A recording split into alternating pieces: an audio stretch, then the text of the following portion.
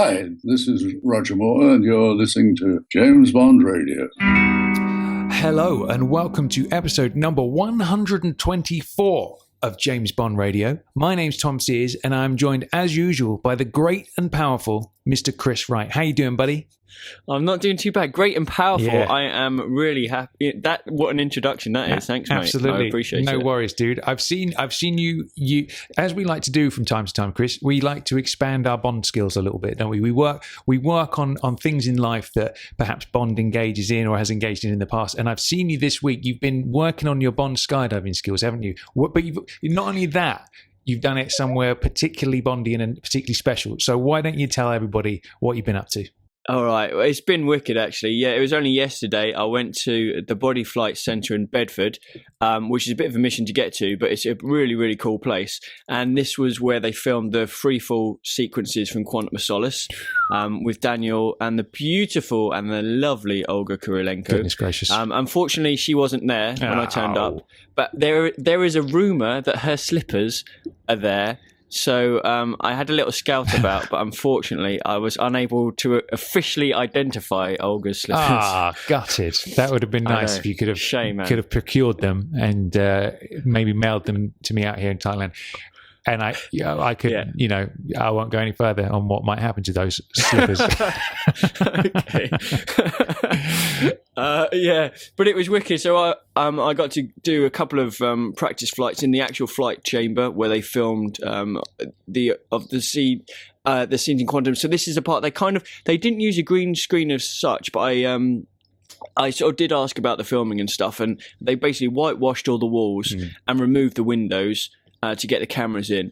But it was awesome, man. It was really, really cool. And it's an interesting thing because you get all these sort of tips of what you have to do. You have to keep your chin up, arch your back, legs and arms straight. And as soon as you're in that position, obviously Quantum I was thinking of, but I was also thinking of Moonraker, jumping out the plane, Jaws about to drop in after me and stuff like that. And it's a quality experience. I definally recommend it to anyone. Man. I tell you what, when I saw the photos, if you haven't been on the JBR Facebook page, go and have a look because you'll see the photos.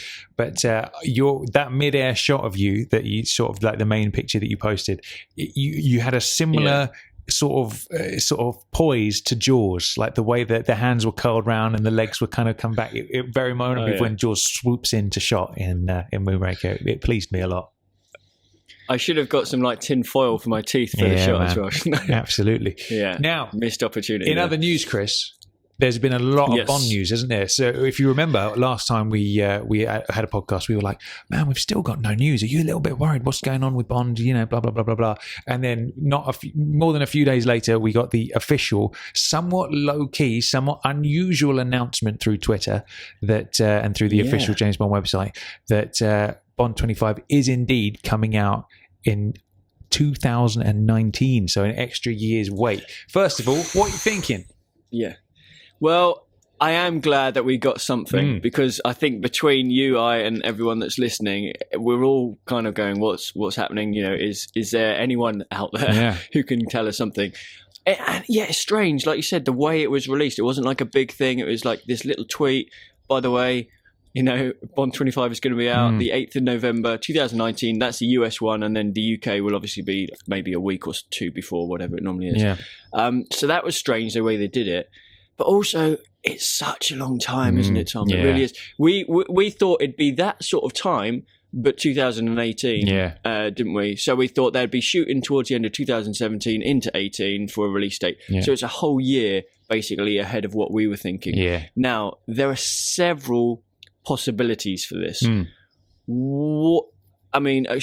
have a little talk through them. Okay, so what do you think? So I think... as we said before, like you're looking at Daniel's schedule, that's always the thing to keep your eye on, because if he was busy throughout 2018, then we'd know that Bond 25 wasn't going to come out in 2018. And of course, his schedule has stayed open. So that's why we've always said, it's going to be out, October, November of 2018. They'll start shooting at the end of this year or very early next year, and, it'll all be good. And then obviously that hasn't happened. And the other thing is there was no mention of why it's an extra year or anything. It was very low key. But it does make me wonder whether that decision was made as a sort of like, they were still maybe thinking it could have been 2018, and that's why Daniel's schedule was stayed open. And then they're like, you know what, let's just give it an extra year. So yeah, okay. So possible reasons why. Now, a lot of people said obviously that there was, I think it was Comic-Con, wasn't it, recently, where all the Disney announced all their upcoming slate of movies, all the Marvel movies and all that kind of stuff. So it's like, okay, there's a good weekend for 125. Let's just quickly nab that one, and that's why they announced it when they did, just after Comic-Con. So that makes sense from a business perspective. Yeah. Now, definitely. Yeah. I suppose the question is why the extra year? So let's go through them, as you say. Now, we know Daniel's coming back. He's going to come back. You know, there's no. It's just. Of course, he's coming back. It's without a doubt he's coming back for sure. Now, one of the possible speculations, we can't call them speculations anymore, is that perhaps they're going to do. We cannot. No. 2 bonds with Daniel back to back, and the extra year is an extra bit of prep for that. Thoughts on that one? Yeah.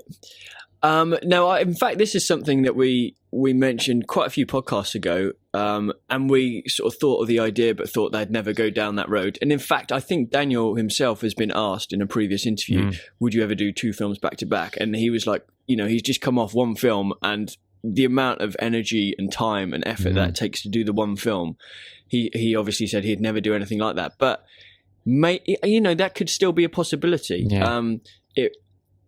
My thoughts are it probably wouldn't happen. On a rating of 1 to 5 on the likely scale. What do you think? 5 being definite, 1 being nah. What do you reckon? At the moment, I'd probably give it 1.5, but my heart would like to give it 3.5, or maybe I don't know. It would be interesting to see, because I tell you why it might happen is if Daniel does 2 more, obviously. They could release them, sort of stagger them by year release. So rather than waiting another 4 years, you can release 1 2019, 1 2020. Yeah. In terms of story, we've got that whole Blofeld thing. We've mentioned the possible Blofeld trilogy sort of update for that. Yeah. That could happen. You know, there's a lot more material that they could use for that.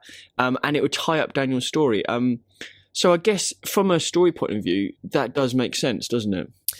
Yeah, man. I think that's what I'm rooting for. I'm rooting for the. I think a double back film is highly unlikely. What I'm rooting for is, you know, some sort of take on the original "You Only Live Twice" story, because obviously that's not really been tackled. Garden of Death, Shatterhand, all that kind of business. I feel like there is a more appropriate way of sending that out. And if this is, which I would almost guarantee, I'd put money on the fact this would be Daniel's last one, and that would be the way to send him off. Do you know what I mean? And knowing what happens at the end of You Only Live Twice as well, falling out of the hot air balloon, amnesia, and then obviously what happens at the beginning of The Man with the Golden Gun. How interesting would it be for when they get the next dude to come along? The next dude is the amnesia Bond that's coming back from the field a couple of years on, and he's all messed up and all that kind of stuff, and they do that story. That's an interesting storyline, man. That's a heck of a way to introduce a new Bond, isn't it? Absolutely. That's pretty cool. I like that. Yeah, but I like that a lot. So I think that's ultimately what we're going to get. So what do you think is the reason for the extra year? I'll tell you what I think the reason for the extra year is. Back in that New York festival, was it a literary festival? I can't remember what it was now, but we're in New York when Daniel did that on stage interview.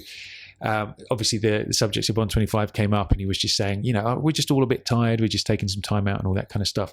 And I feel like that's probably what it is, having such a mammoth undertaking of not only just making the film, like the pre-production, the shooting of the film, then the promoting of the film afterwards is such a monster task that it's just like, you know what, we just need a little bit more downtime.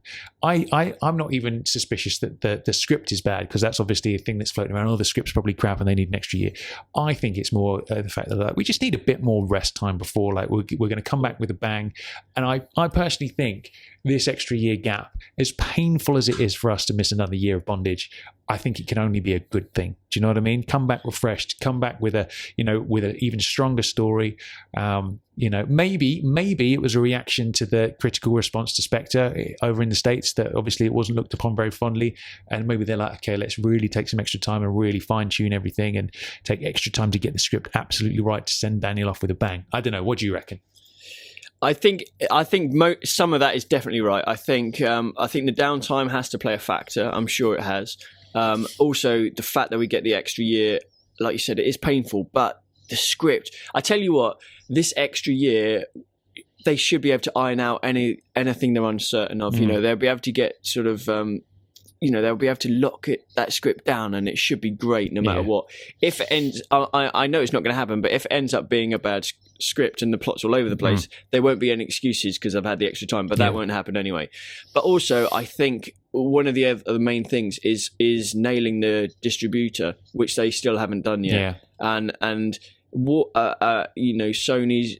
That whole Sony leak thing is tricky because that's gone. Apparently, Warner Brothers and Fox are the two front runners. I heard, but who knows? Really, who knows? But I think until that happens, what I think they were planning for was if they were able to, because they went after, was it Annapurna? The Chinese one, and then that fell through. And I think if that had happened, I think we would have gotten a 2018 release. And I think because that took so long and then it fell through, they kind of missed their window for when they need that side of things to be ready before they can go ahead to then do everything else. So I think that played a big factor as well. Interesting. Absolutely. Personally, I think that's part of it. Yeah. So, I mean, how are you feeling about the announcement then? Are you feeling strong and confident about 2019? I'm looking forward to it. It's a while away yet. I don't know if time. The other thing is, like normally, like we said, so if it's a 2019 release or 2018 release or whatever in November, that generally they'd start filming December of the previous year, January of that year, November maybe of the previous year, which means that if that's the case for this one, we've still got like a year or whatever before they might start shooting for that, which seems a really long time. And obviously in terms of getting a bit of the rumours out of cast, storyline, directors, all that sort of thing, I don't know. What do you think? I tell you what, man, right? And especially, as you and I are advancing through the years now, I find that time just goes by in the blink of a fucking eye. Like the space of a month feels like what, maybe 3 days used to feel like when I was 10. Do you know what I mean? It just whips by. It's totally. And I feel like before we know it, Christmas will be here. Before we even blink, 2018 will be here. And then you know what that means. So say they start filming on the 1st of December, 2018, right? That means as soon as Christmas is out of the way, that's when things start to push into gear. We get those sort of cast announcements, we get director announcements, we get title of the film announcements, we get all that kind of stuff throughout that year. And knowing how enjoyable the run up to Spectre was, obviously with JBR and all the reports leaking out and all that kind of stuff, and us joining together online for all the big announcements and all that kind of stuff, and how much fun that was, which was my favorite ever experience of a new Bond film coming out. Like that's what we're just like 6 months away from that, basically, from the start of that process. So I'm feeling strong. I'm feeling positive. I think the extra year can only be a good thing, and I'm bang up for it, man. I really am. And like you said, it's just good to hear some official news for a while, because we haven't had any of that in a long time. No. Exactly, and I tell you what, I am confident that whatever they do with the film, it's going to be a belter in terms of the story, and I think it has to. And if it is Craig's last one, or even a Craig back to back, whatever it is, he is going to go out with a bang. It's going to be a massive story. I think it's going to be huge. I suppose that's the thing, isn't it? Is the sense that when you look at all the previous Bonds, their last Bond film has never been the one that it's typically viewed as their weakest entry. I can think of one in particular, for example. For a lot of them, right? So it's like that's the precedent that's been set for the final movie. But I think maybe this is the one that will break that kind of run, and we'll finally see it. And knowing what I know about Purvis and Wade from seeing them talk live that time, how they're always the ones that are trying to get back to the Fleming, trying to get the original Fleming stuff in, and it's been the directors they've worked with in the past that have like skewed that, or the people that have rewritten the script and stuff, like the Paul Haggis and Casino Royale. Purvis and Wade, they wanted the original Vesper dying in the bath scene to come at the end. He comes in and does the sinking house and all that kind of stuff. So they're really into bringing the Fleming stuff to the screen. So if they're on board, which obviously we know they are, then I think the idea of Shatterhand, You Only Live Twice, Garden of Death, all that kind of stuff, I think that's a strong possibility, which I'm hoping for. Hopefully they'll go for it. Definitely. Absolutely. So speaking of possible directors, then we've had quite a bit of that new, sort of rumor mill going as well. There was a report in Deadline Hollywood from Mike Fleming Jr. He reported that apparently there were 3 front runners to direct Bond 25, and they were Yann Demange, Denis Villeneuve, and David Mackenzie. Now, what do you know of these directors? Do you know what they've done?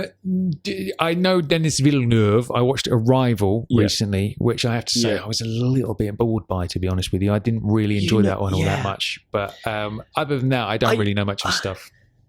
No, so I did appreciate Arrival. I thought it was good, but I think it was quite quite hyped up. Blade Runner, though, looks absolutely amazing. Oh, the new one, the sequel. Blade Runner looks so good. Yeah, that looks so good. Also, though, he's doing a film called Dune, a remake of the classic. That's going to be a big one. And that's going to be a big one. And I think that'll remove his sort of availability. I tell you who I do like out of those pick. Yann Demange, I think, is a really good choice. Now, he did a film called 71, which is basically set in Northern Ireland, and it had Jack O'Connell, who I know Darren Noble thinks could be a future Bond. In a few years' time. I'd say there's some possibility there. He's He's a great actor. He's rough and tough. I think good 10 years time maybe is a possibility. But it was a setting where he was like a Protestant army caught in the Catholic area of Northern Ireland and having to escape and get out. And there's some really good sort of tense scenes in there. I haven't seen anything else he's done, but that was cracking. Interesting shout. David Mackenzie, he did Hell or High Water, which was a really good film as well. It almost had a Coen Brothers feel to it, which was kind of strange, but that was good. But then, who knows? It's three names, but, everyone's been talking about, someone said possible Sam Mendes trilogy. I really don't think Sam is going to come back for another. I really don't think that's going to happen. Do you know what? That was the first thought that crossed my mind when I heard that it was going to be an extra year. I thought, I bet they're waiting an extra year for Mendes and like having the trilogy. But looking into it, I feel like that's not a thing. I feel like that's not a thing at all.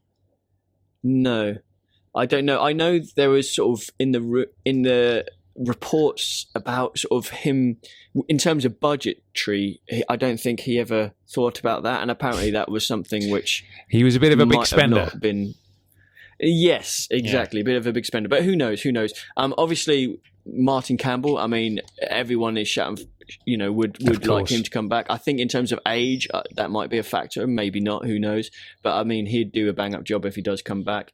Other names mentioned: Danny Boyle, Paul McGuigan, who did the other Eon-produced film recently, Film Stars Don't Die in Liverpool. Morton Tildum, who did Headhunters and The Imitation Game. He's great. Nicholas Winding Refn, Tom Hooper, Ang Lee, Edgar Wright, Shane Black. And obviously, Christopher Nolan has been linked quite a lot to it in one aspect or another. Now, whether he does Bond 25 or whether he doesn't, I know some people don't like him, but I think he'd do a cracking Bond. I watched Dunkirk recently. Have you seen that? It's on my list. I might even go and see it today, actually, but I'm definitely going to go. All right. Now, I tell you what, that film has divided opinion. I think for the majority, it's positive, but some people really don't like it and really... I don't want to say don't get it because it's just personal preference, but some people, aren't too keen. But I mean, I really enjoyed it. I thought it was great. But I mean, if he ever gets in the hot seat, I think he'd do an amazing Bond. Mate, I'd love that to happen. From what he did with the Batman, I think that is... I would love to see that, and knowing how much he loves it as well. And of course, the moment I sat down to watch, I think it was the last Batman film, and they do the tow rope around the plane. I was like, hold on a minute, where have you nicked this from? I feel like there's that, like we were saying before about Charlie Hickson always working a bit of Bond into everything he does. I feel like he, maybe not everything he does with this guy, but like he's one step away from that, knowing how much he loves it. And obviously, you had those Majesty's scenes in Inception and all that kind of stuff. Like, I would love to see what he does with it. I've got no complaints, man. I loved his Batman films. The only one of his that I've seen that I didn't enjoy that much was that what was it called? Interstellar, was it? Is that the one with Matthew McConaughey in? And there's that weird... Yeah. I wasn't too mad on that one, but everything else I've seen, I've really enjoyed. I'd say he's other than Martin Campbell. I would, if they announced him, I would be like, bang on. Yeah, I'm up for it. I'm up for the crack. So we'll see. The other one is the dude Morton Tildum who did Headhunters, because I think Headhunters is a next level action film. Like, they did some really clever stuff with that, and there's some really memorable scenes in there, and I think he would definitely do a bang up job. I'd like to see that as well. Yeah, too right. So again, like, I think we should, in terms of director getting confirmation, hopefully at least sometime this year we'll get that, because I'm pretty sure they'll need a director in place before the end of this year is out. I mean, look at it. And they've been chatting to people already, haven't they? I mean, we've got the release date now, so it's just a matter of time. Yeah. Like, let's just put it out of our minds. Let's get the rest of this year out of the way. We'll get Christmas done, and then it's time for the mayhem to begin, so to speak. But do you think we could potentially call it Shatterlation? Does that work? Shatterlations. Shatter my pants? I don't know. We could go back to the Spectre reveal. I don't know, but here we go. Yeah. We've got stuff coming. Knows? That's the important thing. Tempus fugit, Chris, and we will find out soon enough. Now, I tell you what, it certainly does. We've been privy to another rumor, right? That which definitely raises an eyebrow. And the rumor is this: or two. Is that post Bond 25, Eon are considering selling the James Bond franchise. So basically, Bond 25, they're going out with a bang, and then they're like, right, we've done what we wanted to do. We're going to sell it off to somebody, whoever's interested, maybe Disney, obviously just pulling that out of the air. Now, part of me, most of me, it must be said, goes bollocks. They would never sell it. It's too much of a family legacy. We've got Greg being brought up through the ranks gradually over the last few years. He's going to be the man to take over the mantle after, Barbara and Michael G retire. I feel like it's something they would never do. But then part of me is thinking, well, maybe, if you have George Lucas selling Lucasfilm, then maybe they would. I don't know. What are your thoughts? Well, there's different ways to look at it. I mean, personally, if I was Greg, I'd be a bit unhappy if it were to happen because, you got the world at your fingertips, really, haven't you? I personally don't think it will happen. The reasons why they've got more money than they'll ever need, Eon, if there was no one waiting to take over and everyone was slating every film they were doing and everyone was turning against them, then I might do that. Because if you think about with Lucas, when he tried to do the remakes of the first three, pretty much universally they were panned, and I guess rightly so. So if you're on the end of that sort of feedback where people are saying, "Oh, mate, you've lost it. This isn't going well," then you might just say, "Oh, fuck it then. All right, give me $7 billion and I'll forget about it." But I think with Eon, it's different. I think, okay, some people weren't too sure on Spectre, but overall fans are happy with everything they've done to a certain extent. And let's not forget, it made a boatload of cash. So, there is always that. Exactly, it did. And, they'll always want to come back. And B, Greg is in the wings. He's waiting. He's learning. He's going to take over. He wants to take over. Why would Barbara and Michael sell up when he's ready to take over? And what would they do with the extra money? They just sit there. I don't think they're that sort of type of person. I suppose you could say the same about George Lucas. That dude had more money than anybody, and he still sold for, I think it was $4 billion. But my one thought of why they might is that if they thought, we've hit a new high with Daniel, we've really got something special here, and Bond has never been this respected since the 60s and all the rest of it. It might be that they're like Daniel said, everyone's just a bit tired at the moment. Maybe they're just kind of thinking, I would let's go out, let's give Bond to somebody else who's got some fresh ideas, because they don't really know where they would take it after Daniel hangs up his water, and they just want to explore some different movies. That could be a thing. I would think, here's my gut feeling on that. If they were bored of Bond and they were like, we just don't know where to take it, sit on it for 5 or 10 years and be like, we're just going to take a break. We're not going to think about Bond for a while. And then when something comes up, we'll jump back in. But then again, there is also the possibility that it'll be like, we want to do other things. We don't want to make Bond anymore. Let's sell him off and to somebody who wants him, But I think they could happily do both. They're starting to do more movies outside of the Bond world and theatre stuff and whatever else, and they're putting money and their efforts into other things as well, which is great, because it's always nice to, do different things. But I think with Bond, I just think, Cubby, when he handed over the reins to Barbara Michael, he said, whatever you do, don't let them screw it up. And I think by selling it on, okay, potential pros and cons. Pros, say someone like Disney or a big major studio conglomerate bought them out, we might get a Bond film every year, every other year, whatever. But in terms of the story that we might get, it might just not be right, if you know what I mean. They might not get it. Okay, they might do, but there's a big case that it just wouldn't feel like Bond. Yeah, I mean, the thing is when you have a small family-run business like Eon, it's very in-house, very small. And then if you were to give it, let's say Disney would be the obvious choice of somebody who would perhaps come along and buy it. You've got a major conglomerate who are just interested in making money. Do you know what I mean? I mean, look how many Marvel films have flooded the market these days, and it's just overwhelming, man. And I don't want to see another film where there's a big fight in a city and buildings are falling over and people are zipping around and oh God, I've had enough of it.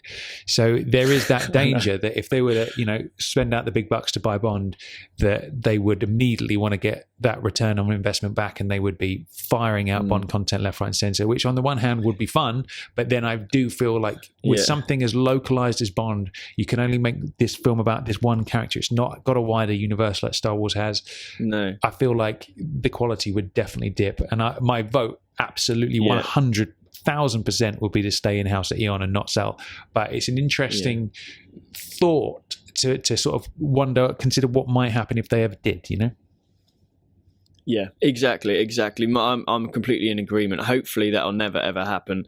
But, who's to say that it won't? Because it might do. And if it does, we might get Felix Leiter films, Moneypenny films, who knows? But hopefully it will stay in-house and they'll keep going. And Greg will sort of steer the ship into the future, really. But as the old saying goes, if it ain't broke, don't fix it.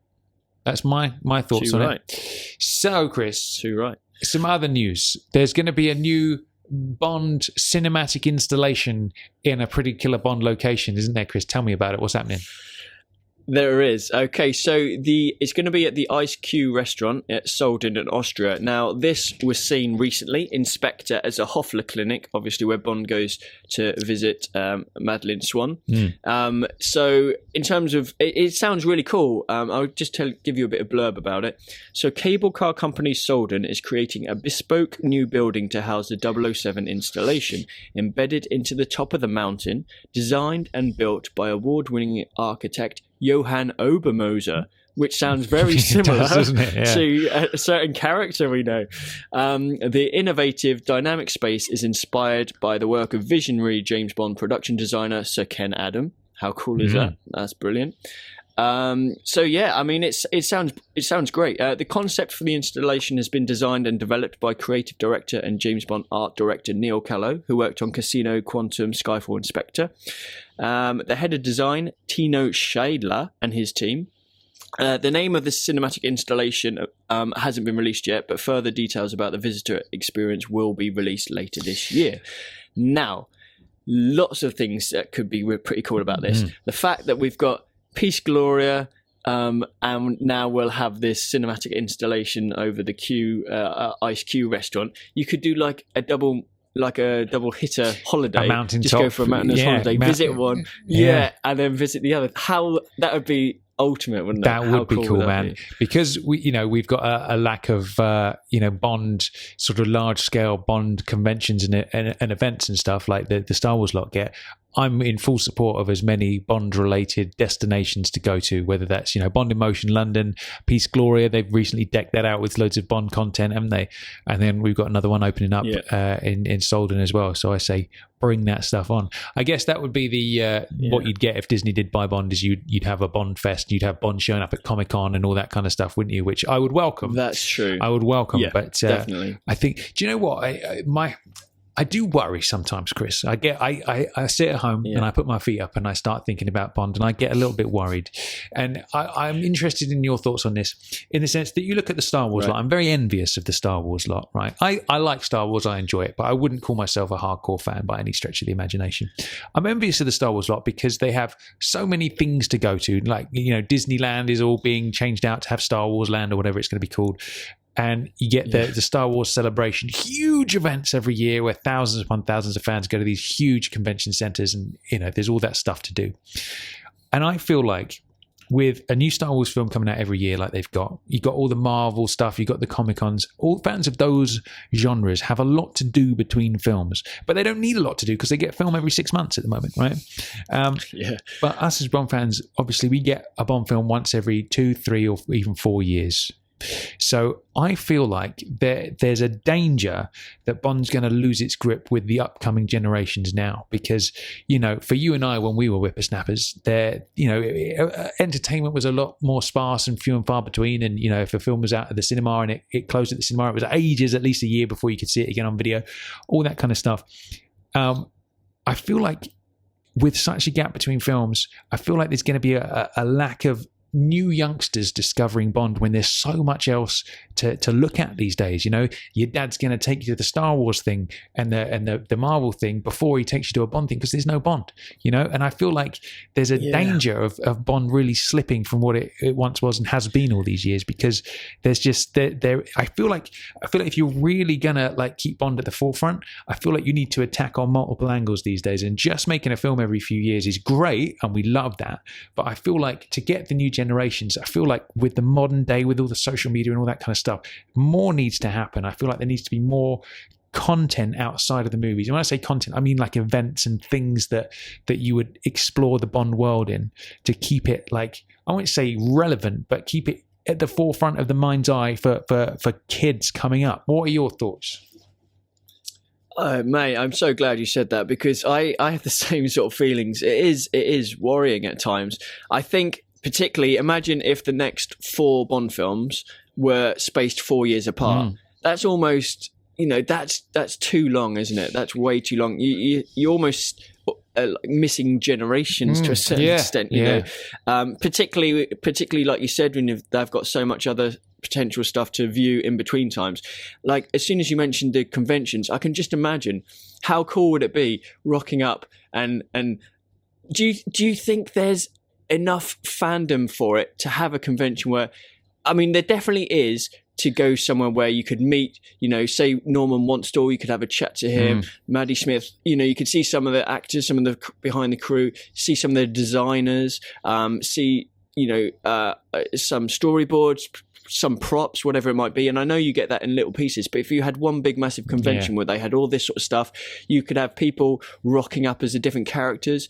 Do you think, because obviously in terms of your Harry Potters, your Star Wars, you know, your Lord of the Rings, you'll get a lot of people that do the whole dress up stuff. I don't know if you get as much of that with a Bond, but you definitely could, though. That's the problem. You could have that if it was embraced. You know, you see all these dudes going in costume to these big Disney events and stuff, and Star Wars going in costume. Bond is just not a part of that world, and I feel like he needs to be. He should be. You know, it's even if there's that Harry Potter like world or whatever it's called that you can go to in England, isn't there, where it's like a lot of the sets and stuff have been rebuilt and all that kind of stuff. Even if you just had, I know we got Bond in Motion, but that's like, you know, that's very much like just look at some cars and stuff, as great as that is. But if you had even just not a yearly convention, but a permanent Bond installation that you would go to, that they maybe mixed up every year and put new content in and things like that. That's you've got to have somewhere to, like, when the day comes, man, that you and I fire out some babies or whatever, and little baby Tommy comes to me and he goes, Daddy, I want to go to the Star Wars event. And I go, and I have to go, No, I'm not taking you. It's Bond or nothing, all right? Get back in your room. I don't want to have to do that. I want to be able to say, yes, baby Tommy, I'm going to take you to the James Bond convention that happens in August. Do you know what I mean? I feel like it's needed to keep it going. Yeah. And you know what? I've been to parts where I went to the Bradford Film Festival years ago, and they had the setup of M's office. They had the leather door, they had the desk and the chair. You know, similar to the Harry Potter idea with Harry Potter World, you could have like you say, a permanent James Bond installation. You could have M's office, you could have Moneypenny's office, you could have the Q Branch lab. Imagine that, going around the Q Branch lab and seeing a few of the props.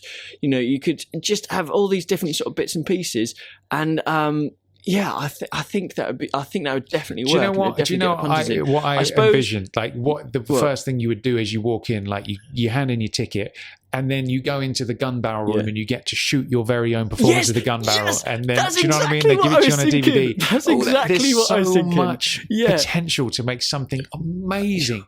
And that thing would just make boatloads of cash. I remember being in London once and seeing a poster for the Sherlock exhibition at the Excel Centre. And I remember thinking to myself, Sherlock, that's like such a small thing, as good as that is compared to Bond. Why do we not have that sort of stuff going on? Just once, it would make so much money, mate. Do you know what? I think you and I should draft up some ideas, get it over to Eon and say, look, check this out. And it would, you're right, 100%, it would make a shed load of money. Yeah.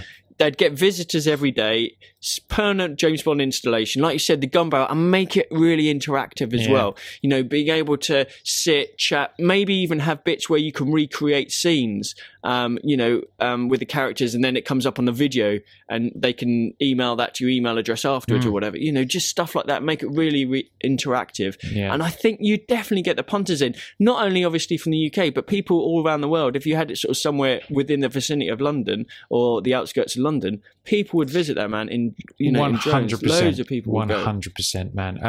Like I said, the overarching theme of this conversation is I don't think it's something that would just be a cool thing for Bond fans to go to. I really think it's a need moving forward to keep Bond in the public eye, because I do worry that there's going to be a future generation, the kids coming up now, who, they're on their phones 24/7. They're watching Star Wars films every year. They're watching superhero movies every 2 or 3 weeks at the moment.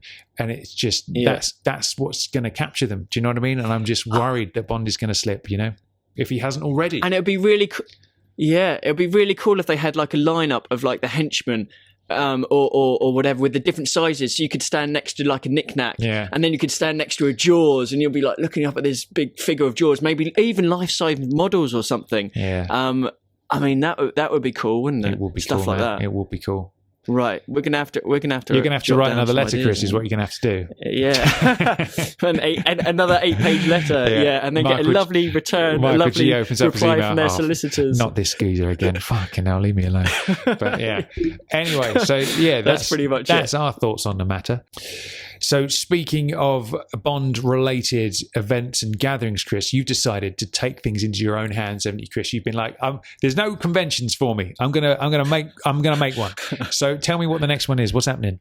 Okay, so to be honest, this isn't just me. There's a lot of help from a lot of people. Brian Dobson, Darren Noble. There's lots of helpers and everyone who are. In fact, there's going to be. I tell you what, the next sort of year. Next 12 months, there is a lot of James Bond radio goodness happening, which is brilliant. I won't go through it all now. Seeing as we've got such a big break between films, man, I feel like the people need this. Yeah. Well, they definitely do. The other ones will probably release or staggered in terms of what's happening. But the next one we have is called Operation You Only Drive Twice. Very nice. Now, excellent stuff. So this will be on the weekend of Saturday the 16th and Sunday the 17th of September. It's quite similar to our previous jaunt, A Drive in the Country, where we visit some of the same locations, but we're also doing some new ones as well. So some of the places we'll be visiting is the very lake where Cubby's Rolls Royce was pushed into in A View to a Kill. Lovely. So that'll be pretty cool. Carver's Media Group HQ. We're going to visit the old Pinewood entrance, because a lot of people haven't actually been to Pinewood. So, you get a bit of that feel and that sort of atmosphere. And just being there, it's like an electric buzz. Sort of and you see all the sort of road signs saying James Bond Road and stuff like that. And you're like, oh, it's so cool. Imagine living on James Bond Road, man. Indeed. That's pretty sweet. Yeah. We'll be going to Goldfingers Golf Club at Stoke Park. That would be brilliant. We might be doing a certain bit of reenactment at a certain church. Very and that's nice. all I'm going to say for now. We'll be visiting shrublands, not only the Thunderball shrublands, but also the Never Say Never Again shrublands. So that should be quite cool. Very good. We're going to Thames Lawn outside M's house from Majesty's. And we'll be visiting White Pond Farm and Bladen Safe House from the Living Daylights, and a few other possibilities as well. So it's going to be a real action-packed weekend. Lovely. I know there's quite a few people who are signed up to it already. When I say signed up, I don't mean there's nothing to sign in particular. It's just I want to come. Great, come and join us. So anyone else who wants to join us, feel free to get in touch. There is You Only Drive Twice Facebook group page. So we'll stick it on with this podcast episode on Facebook and Twitter and stuff. Go along, let us know, just say hi, and if you want to join us, you can get more of the details, and it'll be good to see everyone. Cool, very nice. That sounds good. And the dates for that again are going to be Saturday the 16th and Sunday the 17th of September. Yeah, I believe the first meetup time is either 9 a.m. or 10 a.m. on Saturday the 16th. Cool. But obviously, for more details, get in touch, and we'll let you know. And yeah, it should be a cracking weekend. All right, good stuff. Not forgetting, obviously, the Casino Royale concert at the Royal Albert Hall on Saturday, the 30th of September. I know they added another date, didn't they, after that, which I think is the Sunday. And another time, I think. Yeah, as well, and we're going to be going to the 2:30 matinee showing. That's obviously Casino Royale on the big screen with the live orchestral performance with David Arnold there. So, yeah, we're going to be there as well as a load of other JBR family. We're going to be hanging out afterwards, going for some beverages. I'm going to crack out my Spectre premiere uniform, the white dinner jacket and the carnation and the dicky bow. I'm not messing about, Chris. I'll tell you that right now. I'm going in full costume. Well, that's what I'm doing. I'm wearing my James Bond safari suit from Octopussy. Is that all right, mate? I welcome it. If I had a safari suit, I'd be rocking that in the name of Sir Roger. But do they still make safari suits? I feel like I need a Bond outfit to pay tribute to each of the Bonds. So for Connery, I would have the terry cloth onesie. George, I might. Yeah. I don't know whether for George, I think kilt maybe. I wouldn't mind having the brown sort of beige suit with the orange roll with the orange bit underneath. Yeah. Yes, I think that's the one I'd like. That's really cool as well. For George, for Roger, it would definitely be the banana yellow ski suit, or perhaps amazing. One of the safari suits. Tim. Yeah. Now, I don't think Tim was a particularly well dressed Bond. I don't think there's any sort of standout. But outfits. I know what you'd go for. Go on, then. What would I go for? Yeah, definitely one that our mate Charles Helfenstein has. Oh yes, of That's course. What I'd go for. Yeah. If I couldn't wear that because Charles is keeping his outfit in his wardrobe, I would perhaps go for the Morocco rooftop chase beige jacket and trouser combo for Timmy. I tell you one that I'd always like with Timmy is his fold over tuck. The dinner jacket, when he's about to snipe I think if you could get that, I'd just be doing that all the time. I'd be going out, suddenly, look how well dressed I am, and then I'd put, just fold it across and go sneaky. What would you have for Pierce? Oh, that's interesting. Pierce. Oh, that is a good question. I don't know, actually. What comes to mind for you? I suppose, again, for him, there's not a sort of standout outfit. Once you get out of the 80s, in the 60s, 70s and 80s, you have some outrageous trends. And for the 90s, I feel like it was all a bit more sensible, really, and subdued. So I wouldn't mind the sort of... I guess the Tomorrow Never Dies pre-title sequence kind of bomber jacket type thing would be quite a good look. Oh yeah, I'd maybe go for that one. Yeah. That's distinctive as well, isn't it? Yeah, definitely. Yeah. Cool. And what about Daniel? I've already got my Spectre outfit, so I've already got that one covered. That's cool. What about you? Nice. Okay, Sean. I mean, I might go for the Dr. No. Well, I've got the Goldfinger, pretty much the Goldfinger grey three-piece. Yeah. Although I do like the dinner jacket from Dr. No, that's good. George, if you're going for that, I quite like his blue ski suit. That's a cool with the white ski goggles. suit. That would be a choice. That would definitely be a good choice. Yeah, I'd probably go for that. Roger, if you're going for the yellow ski suit, I mean, the safari suit. I don't know if I'd be able to rock a Ferrari suit, a safari suit. I don't think I'd be able to rock a safari suit that well.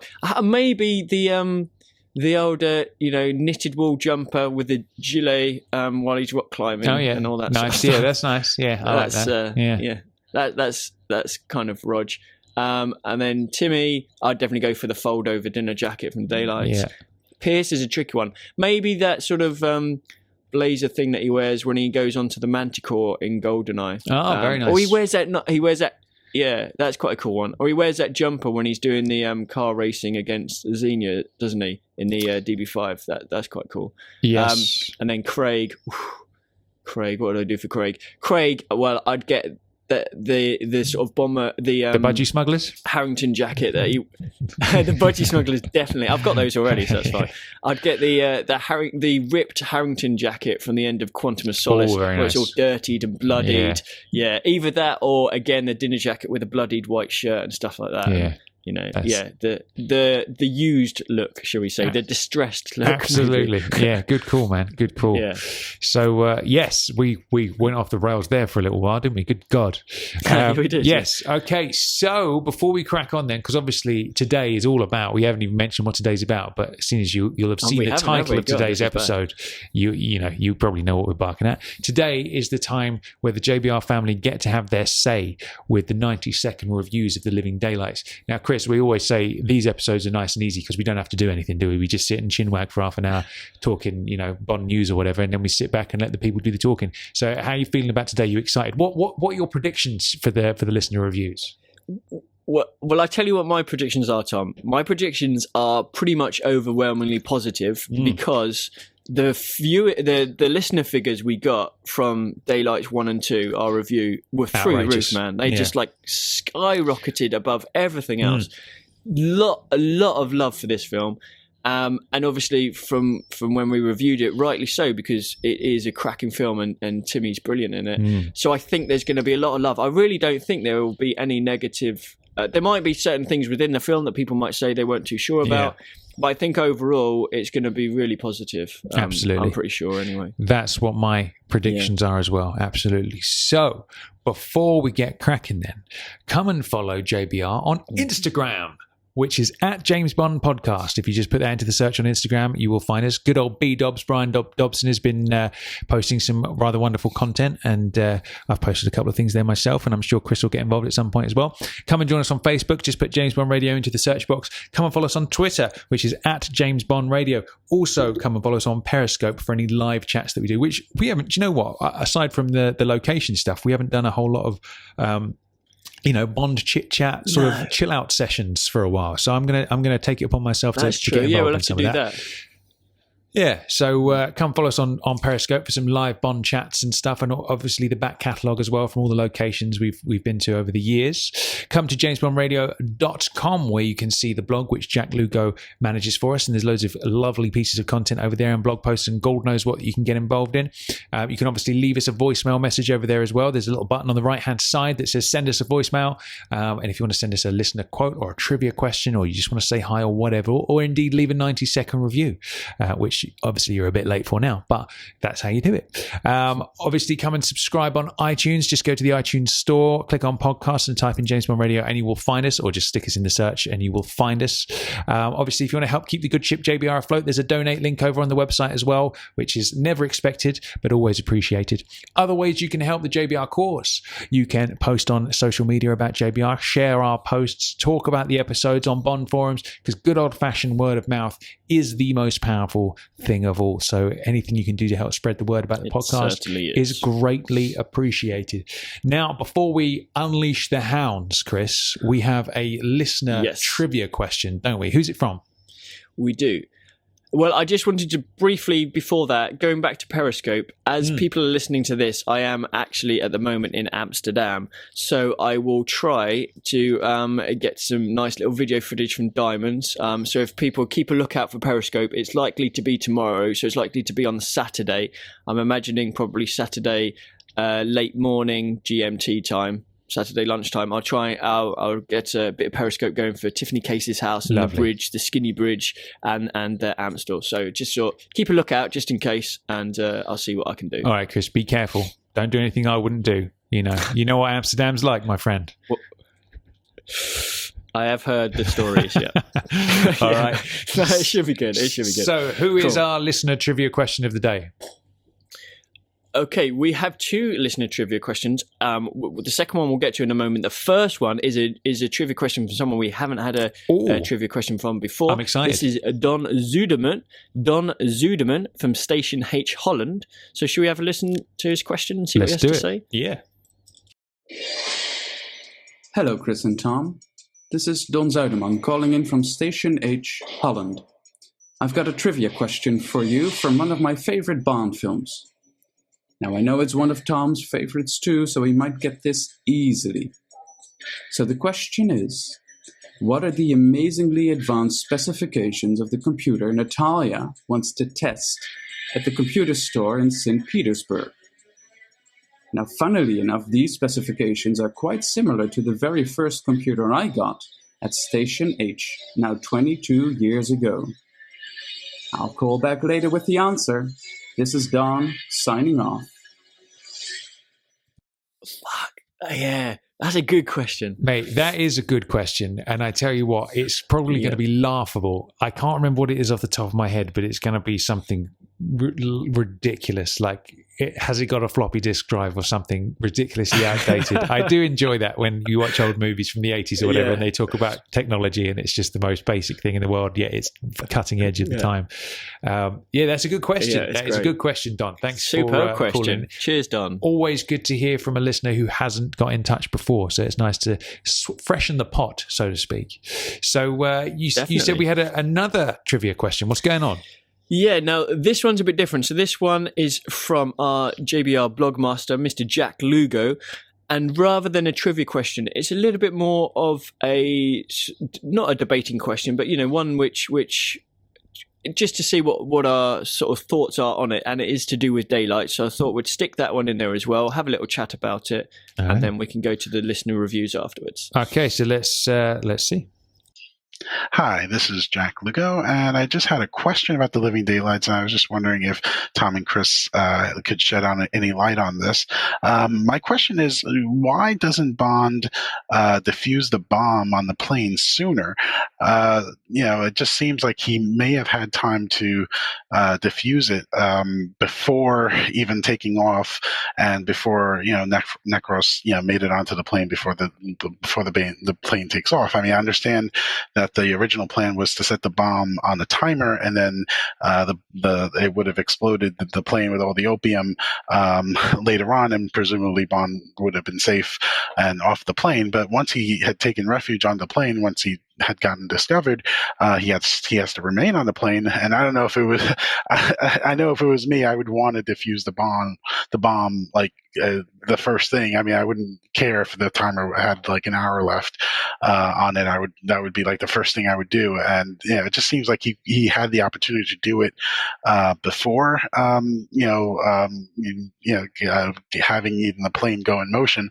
And he had the whole sequence with Kara, convincing Kara to get on the plane with the vehicle, and he didn't defuse the bomb yet. So he was taking a huge risk that him and Kara could have still gotten killed if the bomb had gone off. So my question is, why doesn't Bond defuse the bomb sooner on the plane? So then, Chris, what do you reckon? Yeah, it is an interesting question, this one, and I can see where he's coming from. But from my point of view, so he's at the plane side door, he's shooting the gun, and they go away.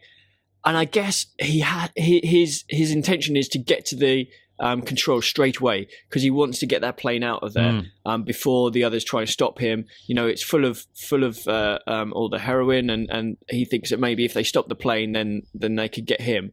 And if the plane is stationary, he's a bit of a sitting duck. So basically, his initial thing is, right, let's get this plane moving. So he gets into the cockpit, starts to move it, and then obviously he wants to fly it out of there. And then as soon as obviously Kara gets in the back, as soon as he's in the air, then he's like, right, I need to defuse a bomb. So it's not like it hasn't left his mind. He's always, in the back of his mind, knows that there's a bomb ticking away, and he knows how long he's got. Yeah. So he's a cool customer, Bond. And he's calculating, so he'll know exactly how much time is left on that bomb, and how much time he has. So it's not like he's forgotten. He knows it's there. He knows, what time he's got left. So he gets the plane into the air. That's the important thing. Get it away from the Russians. Okay, Kara, take over. I'm going to defuse a bomb. Goes to defuse a bomb. Would have been happy days. Obviously, Necros turns up. They have their fight. And then obviously we know what happens after that. So my take on it is he just wanted to get the plane out of there ASAP. And he's obviously James Bond. He knows how much time is on it, and he wasn't worried. I would agree to a certain point. I feel it perhaps slips his mind a little bit when he's hanging out the back of the plane with Nikos, because when bit does. When yeah, he sorry. flips back in and he's like catching his breath, and then you just hear the little tick in come back into place. There's a look of like, oh shit, on his face, where he's obviously slipped his mind for a moment, and fair enough at the end of the day.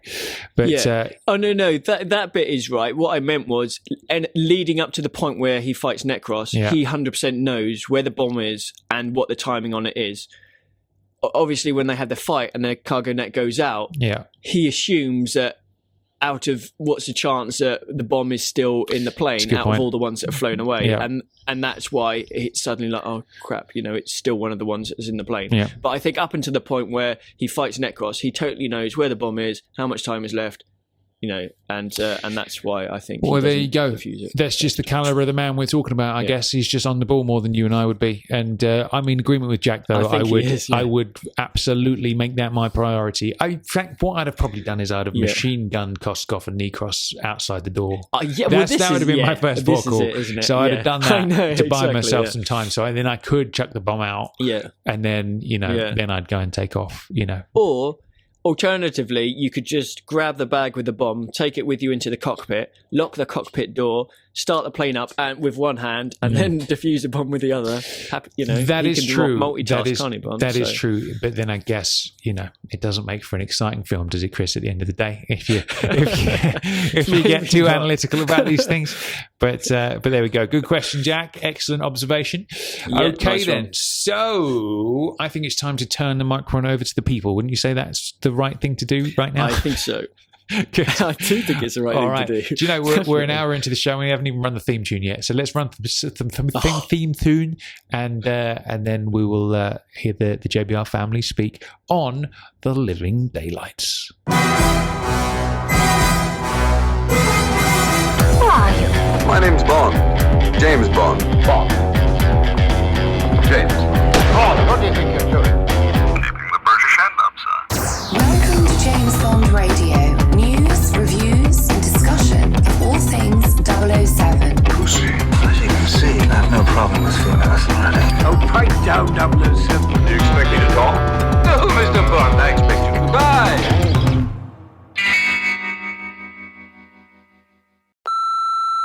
Hello JBR, this is Ken from Richmond with my review of The Living Daylights. Without a doubt, Daylights is one of the best written Bond movies. The plot is complicated but not confusing, and the twists, almost worthy of Alistair MacLean, are logical rather than convoluted. The twists are genuinely unexpected and make the entire film more thrilling.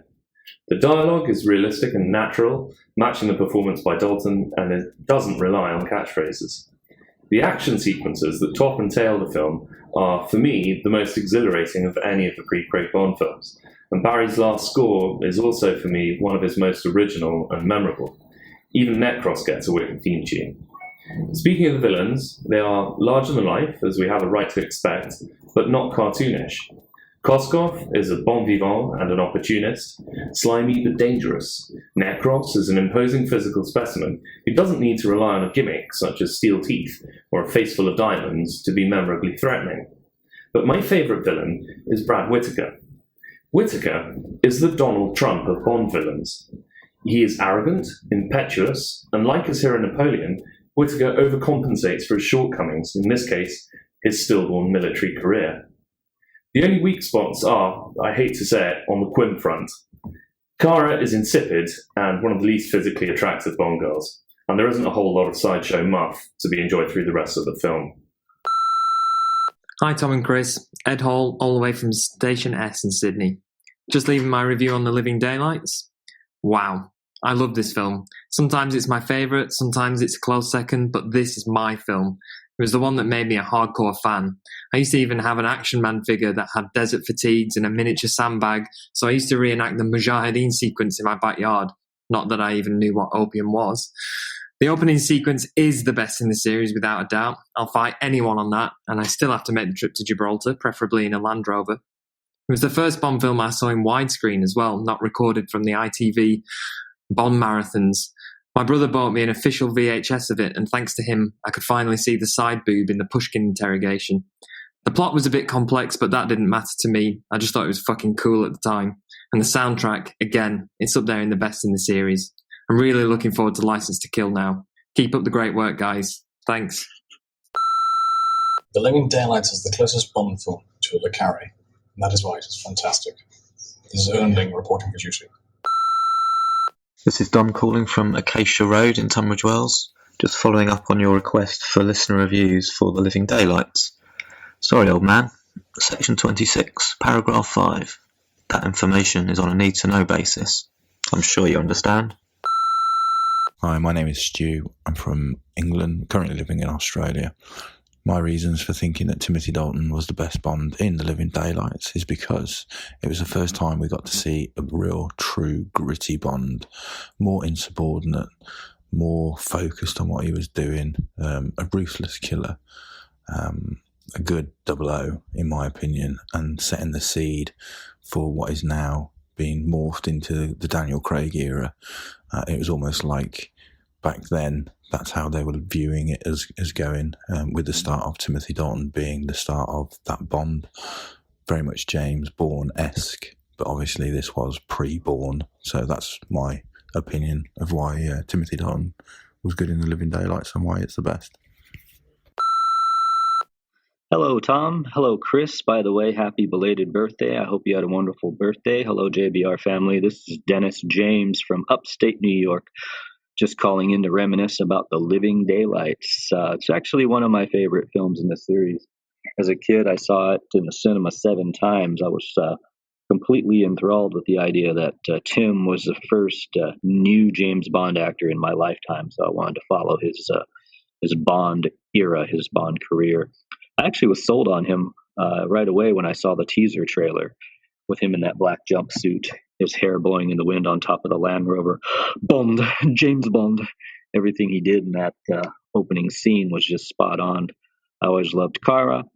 I thought Koskov was a pretty slimy villain and a little different from the other villains, so I thought that was pretty cool. I always loved the locations. Bond in the desert in the middle of nowhere. I always like scenes where he has to put on some sort of disguise and sneak around. He does that in The Living Daylights. So, yeah, it's one of the ones I saw a lot as a kid. And still to this day, 30 years later, I'm not tired of it. So anyway, we got some cool stuff coming up with Bond 25. I'm looking forward to that. And in the meantime, I'll pop in Living Daylights again and look forward to the reviews on License to Kill. All right, guys, hope you're doing well and take care. This is Don Zuiderman calling in from Station H Holland with my Living Daylights review. In short, I love it. It's always been in my top 3 or 4. I love Timothy's portrayal of Bond and how there's so much Fleming throughout the script. 2 small anecdotes on this film. The first one happened about 15 years ago, and this was the only Bond film that was unobtainable on DVD for years over here in the Netherlands. And finally, I managed to find a second-hand UK copy through some dubious website. I remember the DVD actually arriving in the post, and I was literally jumping and screaming out of happiness in our hallway. The second anecdote is only a few weeks old. My son is now 7.5 years old, and I'm carefully planning to start watching all Bond films with him. After much consideration, we want to watch them in chronological order. At least, that was the plan. So a few weeks ago, on an evening when my wife was out, I randomly watched The Living Daylights, and suddenly my son came downstairs, claiming he couldn't sleep. And he joined me on the couch and happily watched the final half hour of The Living Daylights, and loved it. Not a bad start to his world of Bond. This is Don, signing off. Hi, this is Jack Lugo, and I just wanted to give my quick thoughts on The Living Daylights. This is a film that I always liked, but I think upon multiple viewings, I have grown to appreciate even more than I did the first time around. This is a film that I think you definitely need to watch quite a few times in order to appreciate everything. And then even now that I've seen it, a whole bunch of times, every time I watch it, I always find like something new that I hadn't hadn't noticed before, whether it's a line of dialogue or just, a little thing that may have happened in an action sequence, or even just, a look on Timothy Dalton's face, during a certain scene. It's just, there's just tons to kind of discover in this film, and that's what kind of makes it so endearing.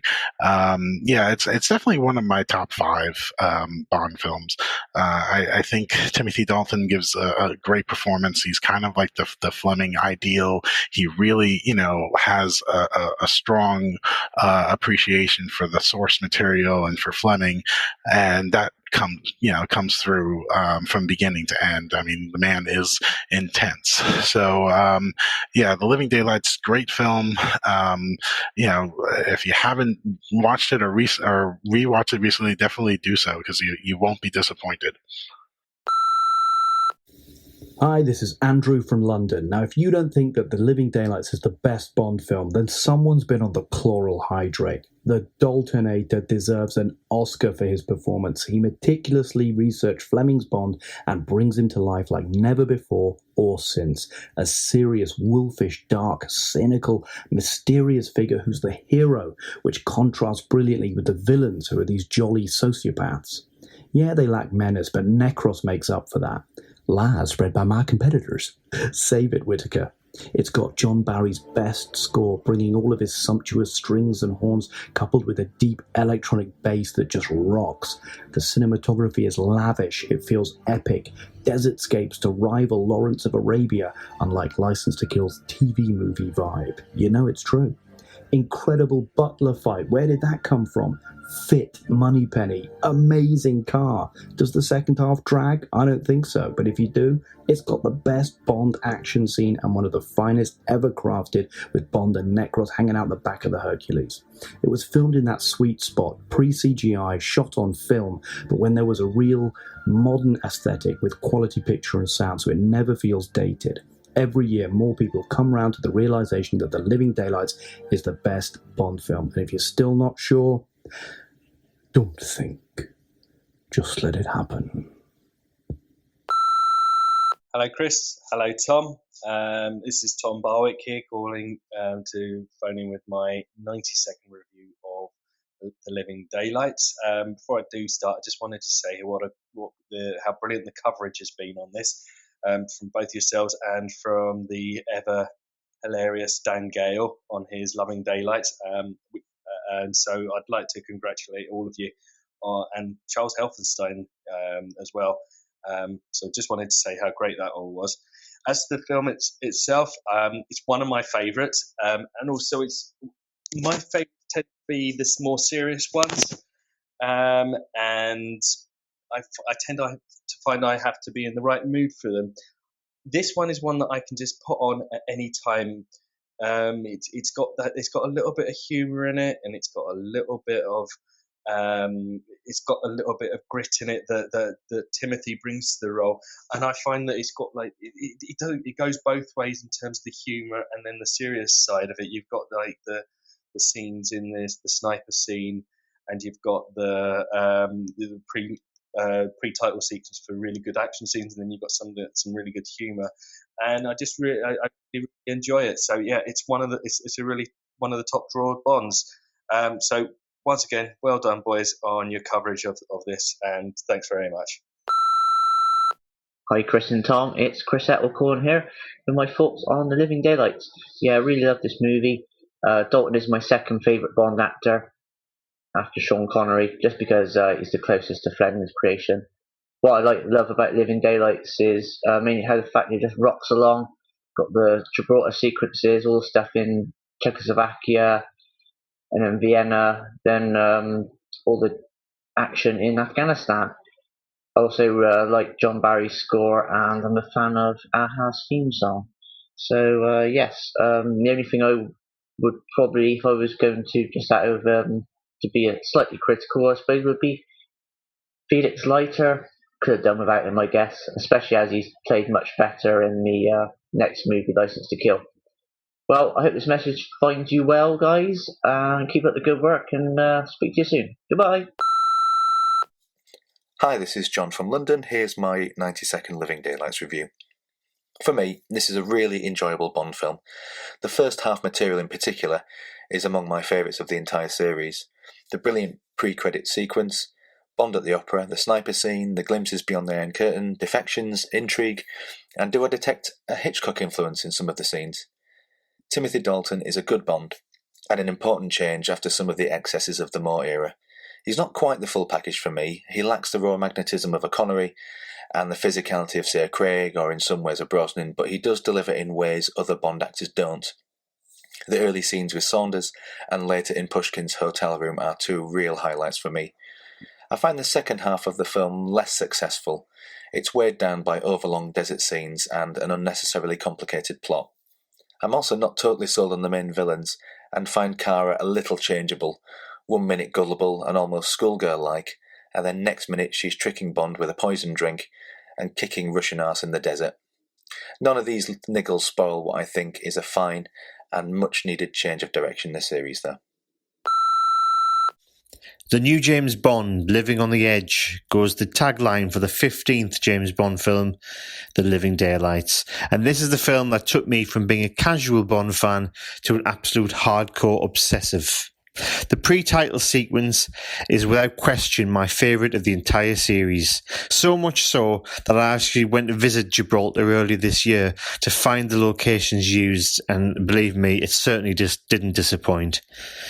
Tim is my personal favourite 007, and the first hour of this film is up there with some of the best Bond moments ever, in my opinion. The score by John Barry is again one of my all-time favourites, and the sequences shot in Vienna, Stoner Park, all beautifully shot. Love it. Weaknesses? Let me think. The Afghan sequence is a bit overlong. John Terry, why? Some of Tim's one-liners don't always hit the nail on the head, but overall, this is easily a top 5 Bond film for me and my favourite of the 1980s. The name's Dobson, Brian Dobson. I'll speak to you guys soon. Bye for now. Ciao. Hi JBR, this is Ralph, your agent from Hamburg, Germany, and I am very proud to say that alongside Thunderball, The Living Daylights is my favourite Bond film ever. It's just a fantastic transition from the Roger era, because it manages to keep some of the humour that he gave us and add more gritty Cold War action without it all feeling out of place. And when it comes to Timmy does the best ever turn towards the camera in what has to be one of the best pre-titles of the whole series. The film also has my favourite car chase in it. Not one, but 2 Q scenes, John Barry at his very best, and a Bond girl whose relationship with Bond seems genuine and real, and she is also really, really cute, if I may say. The lack of a big action-packed final showdown is compensated by a brilliant, memorable henchman and several amazing action sequences throughout the whole film. I mean, you just get the feeling that Bond is always seconds away from death, and then he uses his ingenuity and wits to get out of those deadly situations, which is really Bondian, isn't it? I love The Living Daylights. I love it. Hi, JBR Family. This is Marlena from Munich, a relatively new listener to the podcast, and this is my listener review of The Living Daylights. I think it's a very good introduction to Timothy as a darker Bond compared to Roger. I very much like the fact that they went back to Fleming's roots with him, and I definitely get a bit of a weakness for his wolfish eyes too. I like the twisted plot that's set against a Cold War backdrop where you have agents defecting, but Georgi is definitely a bit too likable. I remember as a kid I was scared a lot more of henchman Nikros. Kara Milovy is a bit too naive. She's in on the plot of Georgi defecting, but then she thinks they're free when they escape the prison in Afghanistan, and they're actually still on the Russian airbase and all that. But she comes around during the course of the movie, and she goes after Bond when he's stuck on the truck with all the opium bags and Nikras, and she gets into the cockpit of the plane as well. And I'll give you that she's not supposed to be another agent like Anya Masova or anything, so for the movie it works most of the time. It also has some really good action sequences with Bond running across the roofs in Tangier and the fighting scene with Nikras in the kitchen, both of which are really enjoyable. And just in general, the movie has a great deal of craftsmanship, which I really enjoy about it. And I'm thinking especially of the model work on the bridge towards the end. That's absolutely brilliant. I think it's a great piece of the franchise that gets far less credit than it deserves, and a really great Bond movie overall. Thank you.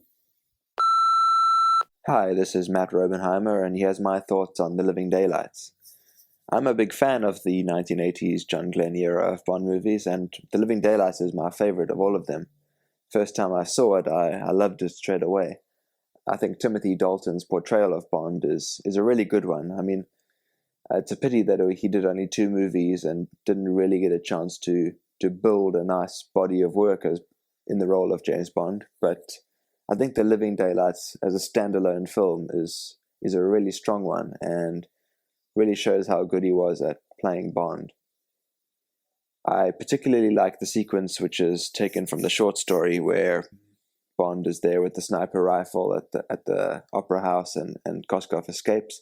I think that's a really strong sequence, really well filmed, and the music in that sequence I really like. The John Barry score for this film is really one of my favorites.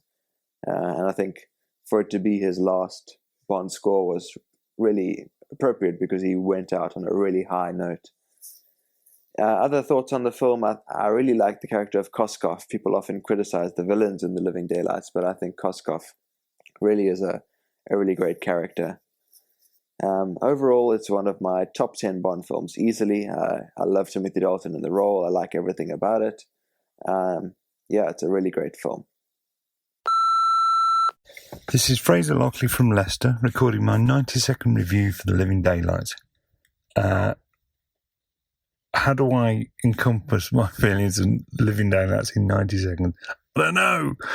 It was the first film I saw at the cinema.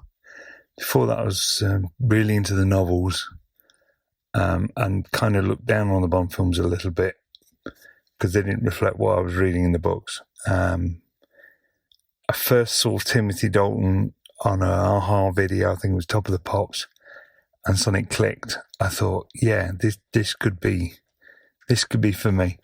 Walked into the cinema, Odeon, on my own, something I'd never done at that point, and saw the poster, and that was it.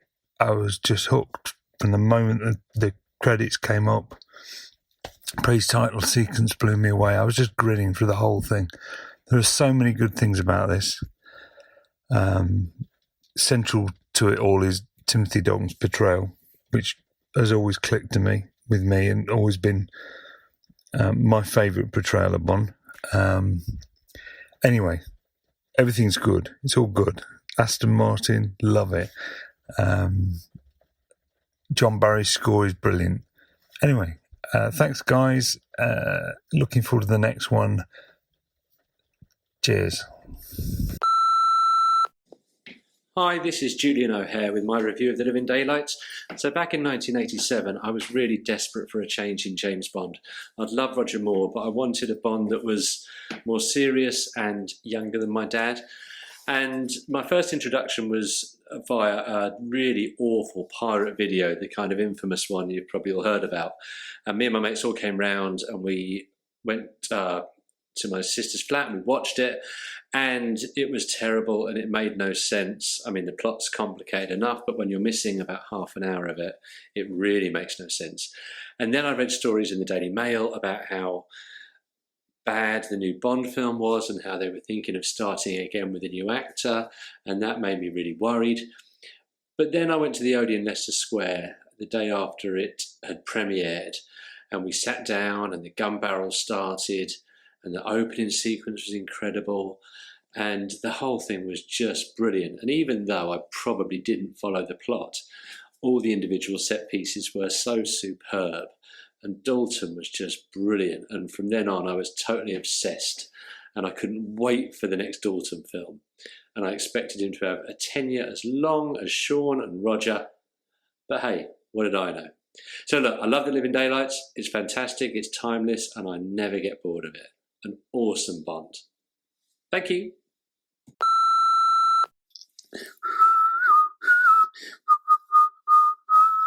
This is Darren calling from Southampton with my thoughts on The Living Daylights. So I'll take you back to the summer of '87 in Exmouth on a rainy holiday and go into the cinema for the first ever time to see Bond as a 13-year-old. Even seeing the United Artists logo nowadays takes me back to that day. So at that time, I was getting into Bond. I had 2 books that were my Bibles, the official James Bond 007 movie book and the movie poster book by Sally Hibbin, fantastic. Had the Daylights poster on my wall at home in the bedroom and just discovered the James Bond International Fan Club. So I always loved the first half of the film. It's simply fantastic. And I love all the elements that are Fleming-esque, like universal exports, the smoking on screen, Smiet Spionum, and I think Dalton gives a commanding, fine performance. He looks great as well. So what else do I like about the film? So it's simply the best pre-titles in the series. The locations, Gibraltar, Vienna, Stoner Park, fantastic. And I love Barry's score, one of his strongest. The action sequences, the pre-titles, Bladen, Hercules fight. And I think the supporting cast are really strong. Koskov, Pushkin, Necros, Saunders. And also all the Bond babes at the pool. You don't see that now. One of my favourite names, Ruddy Rodriguez as a Bond girl. Fantastic. I really must find that keyring finder. Hey guys, Jeff Silence here with my Living Daylights review. I've been trying to think of what to say about the film other than it being a great Bond film. I think a lot of us here feel that way. It's definitely gotten a lot more love over the years. So what I would kind of like to mention is, or at least address, are some of the complaints that people have about the film. For example, Koskov and Whitaker being a little too likable. I always felt that that was kind of the point. We definitely have to like Koskov. We have to be fooled, along with everyone else in the film, that his defection was real. So he needs to be charming. He needs to be likable. Koskov and Whitaker's overall plot, their embezzling scheme, we don't always need a take over the world type of plot. And sometimes we need these low-key plots. As for the plot being too difficult to follow, I guess I could see that, but I never really felt that that was confusing, or at least not to me. It wasn't confusing at all. Something I don't see that gets quite a bit of love is the fight sequence at the back of the Hercules towards the climax of the film. You know, when you look at all the great Bond fights over the years, for some reason, I don't see it being ranked fairly highly. I mean, it's an awesome sequence with actual stunt people hanging off the back of a plane. And as to thinking about how Brosnan would have done this role, I always felt that that was unfair to Timmy. This is Timmy's film, and personally, I just can't see Brosnan being in it. Hi, Chris. Hi, Tom. This is Brett from Hamburg. The Living Daylights is the 4th or 5th Bond movie I saw, and it's the one that cemented my fanaticism. Tim absolutely kills it in this movie. He's deadly when he should be. He's light when he should be. He's serious. He's human. He looks great. The clothes work. Everything's good. The plot, the film itself, it's got all the intrigue and sneaking around. It's got the humor with the car or the ghetto blaster or whatever. It's really got everything you want in that, especially in that first 2/3. It really should have become the template for future Bond films. It didn't really. And I mean, in fact, this is the last one 30 years on now. This is the last Bond movie that didn't have like a heavy personal connection between Bond or M or MI6 and the villains and their plot. And I do kind of miss that. The last third of the movie, a lot of people kind of bag on it. And I mean, like a lot of Bonds, it's not quite as strong as the first 2/3, but I think it's great. I love the plot. I love the villains. They were a nice change of pace from the megalomaniacs, the Draxes and Strombergs and Goldfingers and Blofelds. I kind of like that you have this onion that gets peeled away, and at the center, it's just 2 assholes trying to get rich. It's a nice change. Anyway, thanks for the podcast. Love it. Bye-bye. Late drive where we go when I swear my nerves are showing. The Living Daylights. Hello to James Bond Radio, Tom, Chris, everybody that listens as well. This is Edgar Chaput in Montreal, Station C, Canada. Big fan of The Living Daylights. It's nice to leave a positive review after leaving the 90-second AvTac review a few months ago where I was less positive. I've always loved The Living Daylights. It's not necessarily my favorite plot. I think it gets maybe needlessly complex in the final third, but I love the tone. And I love the way the movie looks. I think it has some of the best cinematography in the entire series. I think it also has the best score, among the best scores in the series. Ironically, John Barry's final effort in the series. And of course, there's Timothy Dalton, Bond, James Bond. So gruff, so gritty, so tough, but also very cool. Marion Dabo, as Tara Milovi. Nice character.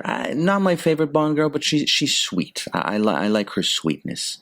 So there you have it, The Living Daylights. Great stuff. Always entertaining, as is your podcast. Bye-bye. Hello, Tom and Chris. This is Michael Kerwin here, leaving my 90-second review for The Living Daylights. The Living Daylights is one of my favorite Bond villains. It's my third favorite behind Casino and Majesties. And to me, I think it's an amazing film. It's, I think, really underrated. It's a film I've always really enjoyed just throwing in and just watching. It has really interesting plot, though sometimes confusing. I think it's really interesting and really makes you think. Another thing I really love about it is Timmy. Timmy kind of gives a different performance as Bond. He's a lot closer to Fleming, and he feels a bit hard. He feels like a harder edged Bond, but still has a bit of vulnerability about him. I love the pre-title sequence. Is probably the best in the series. The song "Living Daylights" by a-ha is immaculate. It's one of my favorite songs. I think it's really catchy and just really fun to listen to. The score is probably my favorite in the series. I know Majesties might be tied first with it, but it's the soundtrack I listen to probably the most out of all of them. So yeah, there's loads of stuff I love about this film. I think the villains are slightly weak, but I still really enjoy them.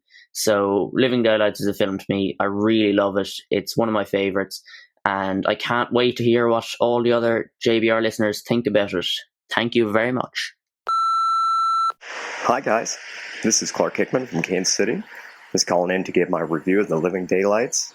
On this today, actually marks 30 years to the day that it opened in the United States. And I took myself at the ripe young age of 16, drove myself to go see it. And what can I say? I was blown away. Was all prepared for Pierce Brosnan to take over the role after Roger Moore, but that didn't happen. And we ended up with Timothy, and I think we got every bit of our money's worth. The plot was a little hard to follow when I was 16, but as I've watched it many times over the last 30 years, it's easily become one of my favorites. It's just a shame that we didn't get to see Timothy do more after License to Kill, but I think it set the tone for the Bond movies we even have today with Daniel Craig. I ended up seeing that movie 3 times that summer. Well recommended. Keep up the good work, guys. Thank you so much. Bye. It's Andy Dermott from Dublin. It's back to basics Bond, grounded in Fleming, brooding rage, committed and compelling. He's living on the edge and looks likely to quit, saying, "If M fires me, I'll thank him for it." All Bond films should have sparkle and magic. Here's a good balance between realism and fantastic. Not a superhero, and there's no villain's lair, just sledging on a cello case. There's nothing to declare. Bond films are measured by the villain's quality. Here they're lightweight, too filled with frivolity. But when Bond falls for Cara with real affection, it harks back to Majesties, an emotional connection. I like Saunders. Section 26. Sorry, old man, it's the need to know. I'm sure you'll understand. But breaks free of the red tape and becomes a friend, and so pays the price with a grisly end. It's decades too early, ahead of its time, but threads to Casino Royale resonate and chime. The Living Daylights didn't get the reception it was due. Ah, Tim, the world just wasn't ready for you. Hi JBR, this is first-time caller Hunter Jamison calling all the way from New Zealand. The Living Daylights is, in my opinion, one of the most underrated James Bond films in the series. It is a top 5 for me. Timothy Dalton is a great Bond, and I find it so sad he never got a third film. The way he delivers his dialogue, especially his rage, is brilliant, and he looks the part, and it's great to see an actor deliver most of his own stunts. The pre-title sequence is one of the best. It's dark and bruising, and Dalton's reveal couldn't have been handled better, which can also go towards the sniper scene, which is pure Fleming. I will say, I think John Rhys Davies fits the tone of the film better than General Goma would have, and the scene in his hotel room is one of my favourite scenes in the whole series. Upon rewatching the film, I was surprised how comic-like and humorous the car chase is, which is probably my favourite chase of the 80s. I will say there is a definite drop in quality in the second half of the film. It's not bad, just not as good as the first half, which is near perfect Bond for me. Although, I would argue the fight with Necros is probably the best since Red Grant, which holds up extremely well 30 years later. I extremely enjoyed rewatching this film, as it feels like this film was going back to what made Bond, Bond. Have a good one, stay safe everyone, and see ya. Hey guys, here's my The Living Daylights speedy 90 seconds review. Pre-title sequence, best ever. Great action and location which they make great use of. Dalton's reveal is perfect. Speaking of Dalton, I think he's fantastic in this film. Doesn't overact. The yes I got the message scene is one of my favorite of all time. So yeah, I can't complain about Dalton. I think he has great chemistry with Kara. The relationship is believable. Onto the allies. Saunders, Pushkin, amazing. Felix, terrible. Villains. Koskov is great as the main villain. Necros, one of my favorite henchmen. Technical stuff. Cinematography is superb. The horse's silhouette in the desert, sunrise on the airbase, really well shot. Score. Barry's best, and wait for it, best James Bond film score of all time. My favorite scenes, Pushkin at the hotel, following assassination attempt, and the reveal, all great stuff. And then the finale aboard the plane. It's a great fight. Yeah, all in all, best Bond film of the 80s, best, well, top 3 Bond films of all time. Well, that's my review. Hope you guys enjoy it as much as I enjoy the podcast. Bye. Hi, Tom and Chris. This is Shane Furlong calling in with my Living Daylights review. I have to say this is one of my absolute favourite films in the series. I love Timmy's portrayal of Bond in this film. I find it so hard-hitting, but I also think he nails the humour in this film, which is different to what I've heard a lot of people say about it. I think this is a film that has absolutely everything. It's got one of the best Barry scores. It's got some really stunning action sequences, including the cello on the ice scene, which I think is one of the best in the entire series. I think Necros is one of the all-time great Bond villains. And I love the way his own theme weaved into the Bond score. I think Brad Whitaker was a potential weak point of this film for me, but I don't know whether that's because I saw Goldeneye Tomorrow Never Dies first, so I kind of view him almost as Jack Wade ahead of Brad Whitaker. But one of the main things I want to say is I want to stick up for Cara Malovey as a Bond girl.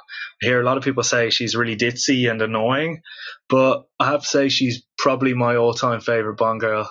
I think she's the most realistic of the Bond girls. Like, she's not trying to be a superhero or anything. Her naivety and vulnerability really kind of make you care more about the character than the average Bond girl. And I really find her relationship with Timothy in this film really, really believable. And I think it just adds to the film so much for me. Anyway, cheers, guys. Loving the podcast. Keep it up. Thanks.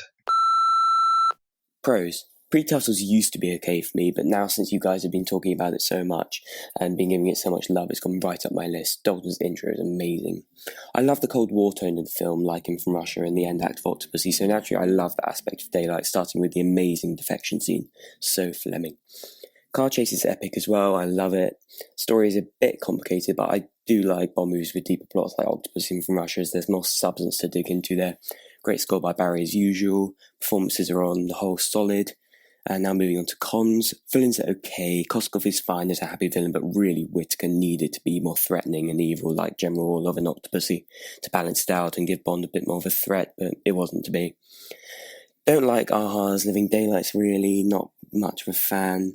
Title sequence is rather samey like all the 80s Bond title sequences. Tangier Climax is average but doesn't do a whole lot for me. Kara never really stood out to me again. Another shot for the film is that it should and would have been Gogol rather than Pushkin in that role, but Woods Cattell was unfortunately ill, so they had to make a new character, Pushkin.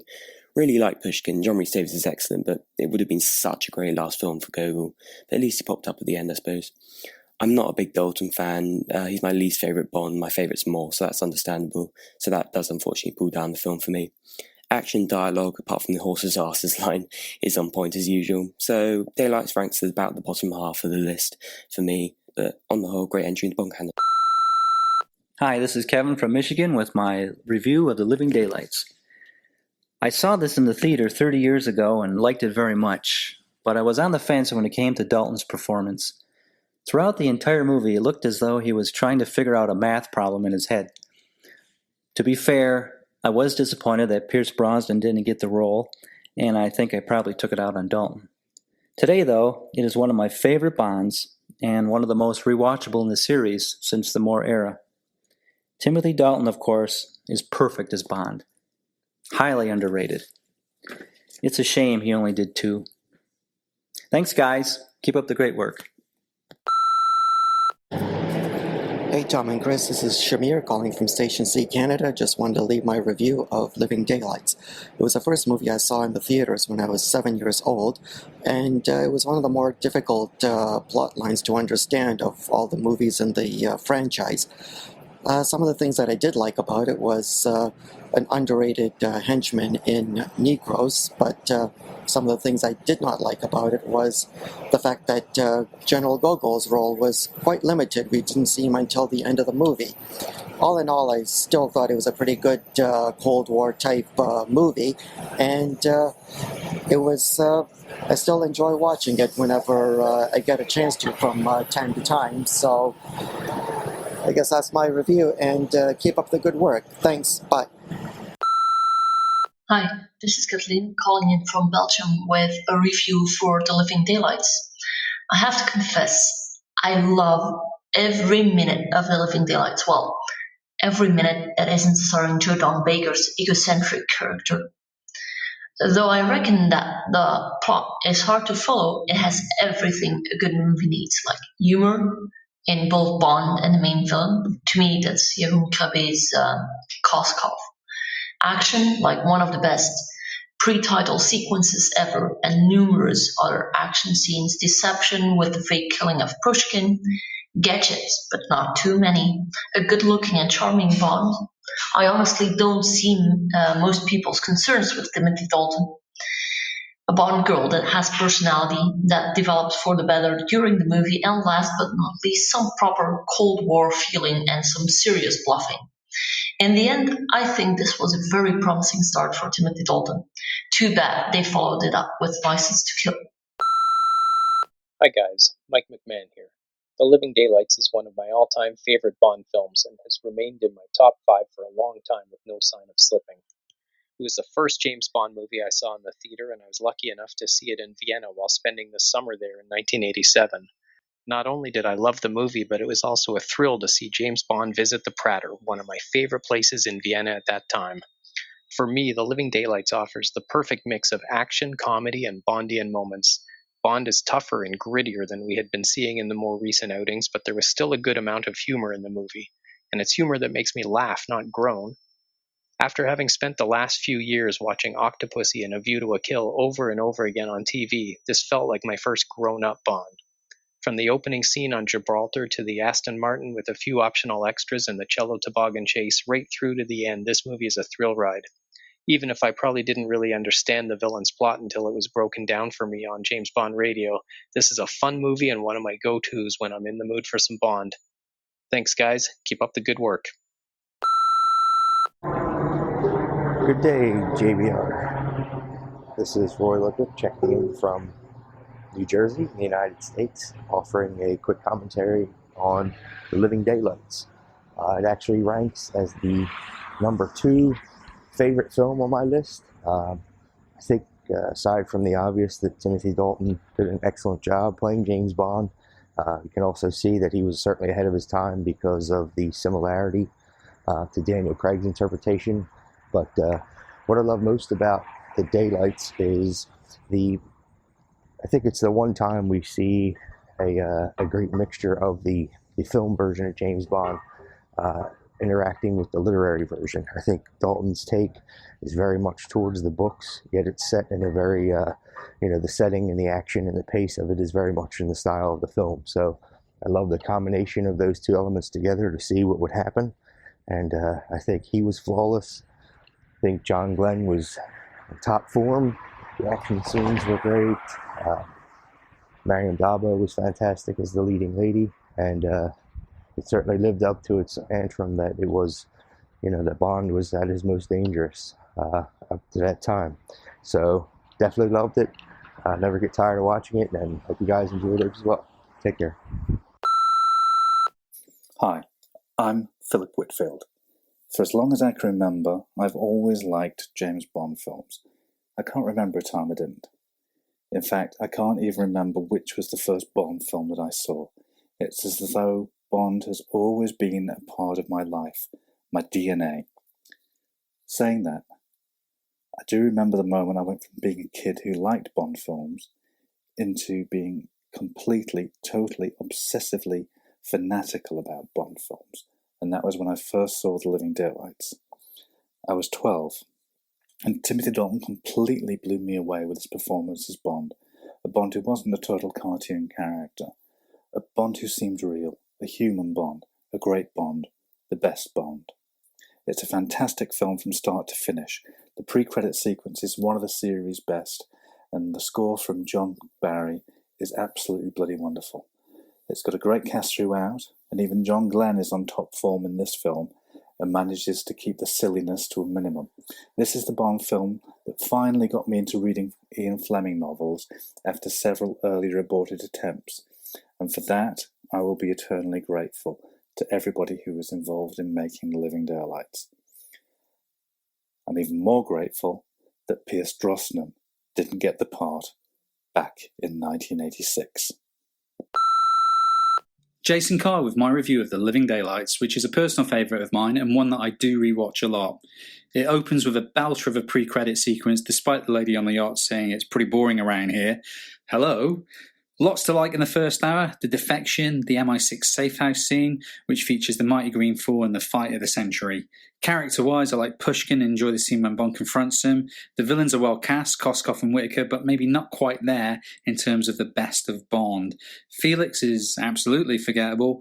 Necros is a rock-solid henchman and has some great set pieces. Cameron Shah is serviceable enough, and obviously hilarious to all his men. It's all held together by the maestro John Glenn, who has an excellent visual style and makes good use of the front projection and the miniatures too. John Barry's score is an absolute cracker. I think it's his best. I love how he mixes the electronic sequences with the orchestra. It makes it sound brilliant, and I think it's aged really well too. Tim himself gives a much more serious take on Bond, and it really was the only direction, I think, after Sir Roger. He shows frustration, anger, and is short-tempered, but he somehow manages to tolerate Cara the whole movie, which is where most of the humour from Tim comes from. What male doesn't relate to Tim trying to tell Cara to drive a Jeep onto the back of the plane? It's a great film. It's a real shame we didn't get number 3 off Tim, but hey, we've got us 2. Over and out.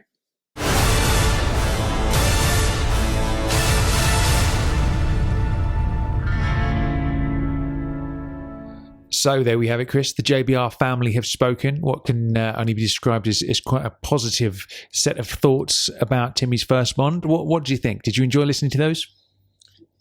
Yeah, incredible. Yeah, great response from everyone. And I guess we kind of thought they would be positive, and they really were. A lot of people obviously mentioned it's a bit of a change, wasn't it, from Roger's Bond to Timmy's?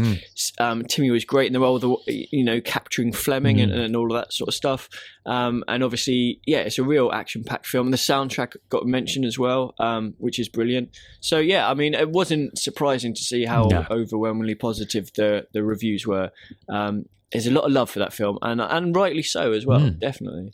Absolutely. It's funny, isn't it? Because like we sort of discussed going through the episodes, and even Charles Helfenstein himself said to me that it's an odd script in the sense that you haven't got the one central villain, and you even mentioned them being nicknamed Laurel and Hardy and stuff because they're sort of like these sort of buffoons, two buffoony dudes. There's the complexity of the storyline. It could so easily be one that went the other way, but obviously a lot of Bond fans have big love for this movie, and rightly so, because it is a belter, absolutely. So I think it's time, before we start playing, the greatest Bond game show around, which is the end of pretty much all our episodes, we need to find out the answer to our listener trivia question of the day from Don Zuderman over in Station H, Holland, don't we? We do. Should we play that question again for everyone? Let's do it. What are the amazingly advanced specifications of the computer Natalia wants to test at the computer store in St. Petersburg? All right then, Chris. I can barely remember what she says, but I think it's going to be hilarious, whatever it is. What are your thoughts? Right. Do you have any specifics that you remember on this? Yeah, I do. All right. So I remember CD-ROM. I remember her mentioning CD-ROM, yeah. It's something to do with a hard drive, so however many meg hard drive it is, I can't remember. Yeah. Something like 14 modems or something like that.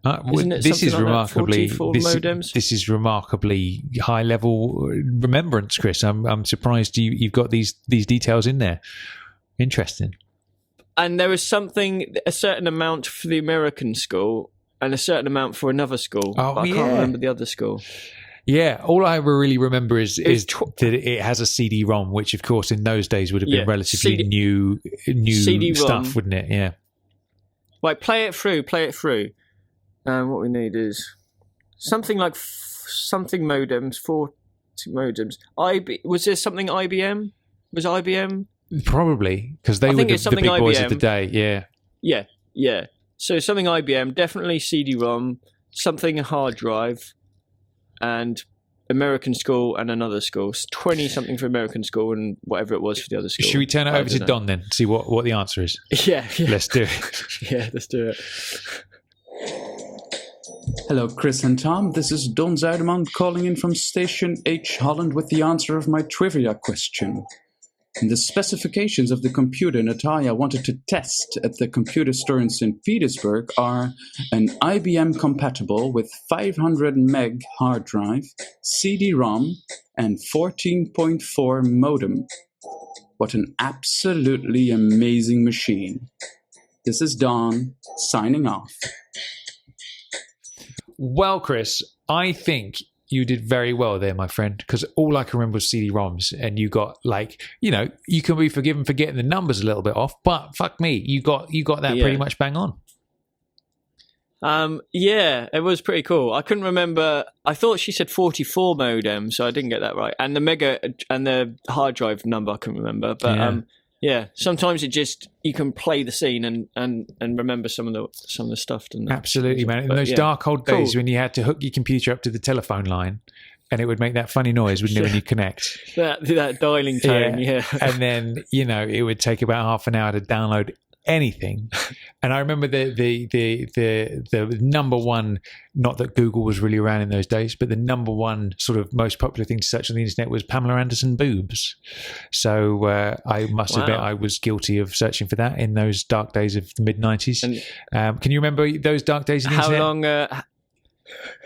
I certainly can, yeah. How long do you remember waiting to see Pamela Anderson's boobs? Because do you remember the picture would load, wouldn't it? And it would load like line by line almost. Oh, yeah, and it would start from the top, wouldn't it? Yeah. So you get the hair, and then like you get the forehead, and then the eyes. Come on, like, boobs, come on, boobs, come go on. for a cup come of tea on. and then come back. Yeah, absolutely. Yeah, it would take all day. Yeah. But those were the days, Yeah. man. Those were the days at the There we dawn go. of the new generation that we currently enjoy. So good one, Don. Thanks for calling in, buddy. Good stuff. I noticed Don also left a 90-second great review one. as well. So he's had a double whammy. He's been a new contributor and Nice he's double whammied straight out of the gate. So what a good Brilliant. chap Don is over there in Station H. So Cheers, Chris, Don. you know what it's time for now, don't you? Yes, I do. It's time for Guess the Quote Round. Bond, James Bond. Very nice. Now, if you remember last time, it was my quote, and I remember it tickled you a little bit, but you couldn't I quite can't place it remember at what the it was. time. So I'm going to re-perform it for you, Chris. Being the kind of guy I Okay, am, I great, thought I'd yeah. throw you a bone. So here we go. My quote from Okay. last time was, Yeah. "Lovely view." Oh. I'm going to do it for you one more time. Oh, yeah. Lovely view. Now, does that ring got any Timmy. bells? Oh, you've got Timmy. Good I've God, got my Timmy. performance must have been spot on because you're on the right track. Oh. Maybe it was my wolfish Okay, hang on a eyes, minute. Chris, that Lovely you've been, view. you know. Yeah, that's exactly what it is. It's a wolfish eye. What a lovely view. Lovely view. Ooh. Come on, he's cooking. I think can I've feel got like it. you're cooking. Go on, I think give it I've to me. got it. Is it from Timmy's second film? It might be. Go on. And is it from a particular scene where he's in sort of an office type Oh, room? it might be. Keep coming. Come on, what you got? And is he looking at a window that has Armalite 3 protection on it? Chris, right? You're absolutely right. Well done. So with Sanchez, when he's looking out his office window to where he was going to sniper it, where he was going to try and shoot him from. That was it. Yeah, Superb, absolutely. man. That was excellent. It's the wolfish eyes. That's what it is. Thanks, That's man. Yeah, I've definitely been what it working on it. Since we reviewed Daylights, I've been working on my wolfish eyes, and I think I'm obviously making some progress thanks to the quote there. Yeah. No.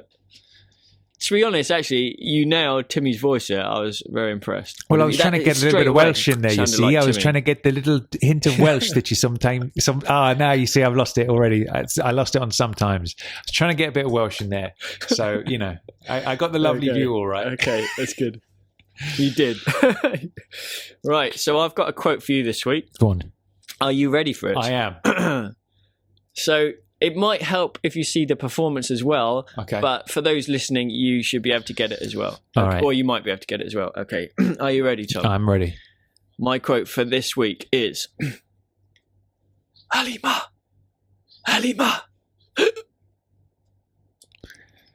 Interesting.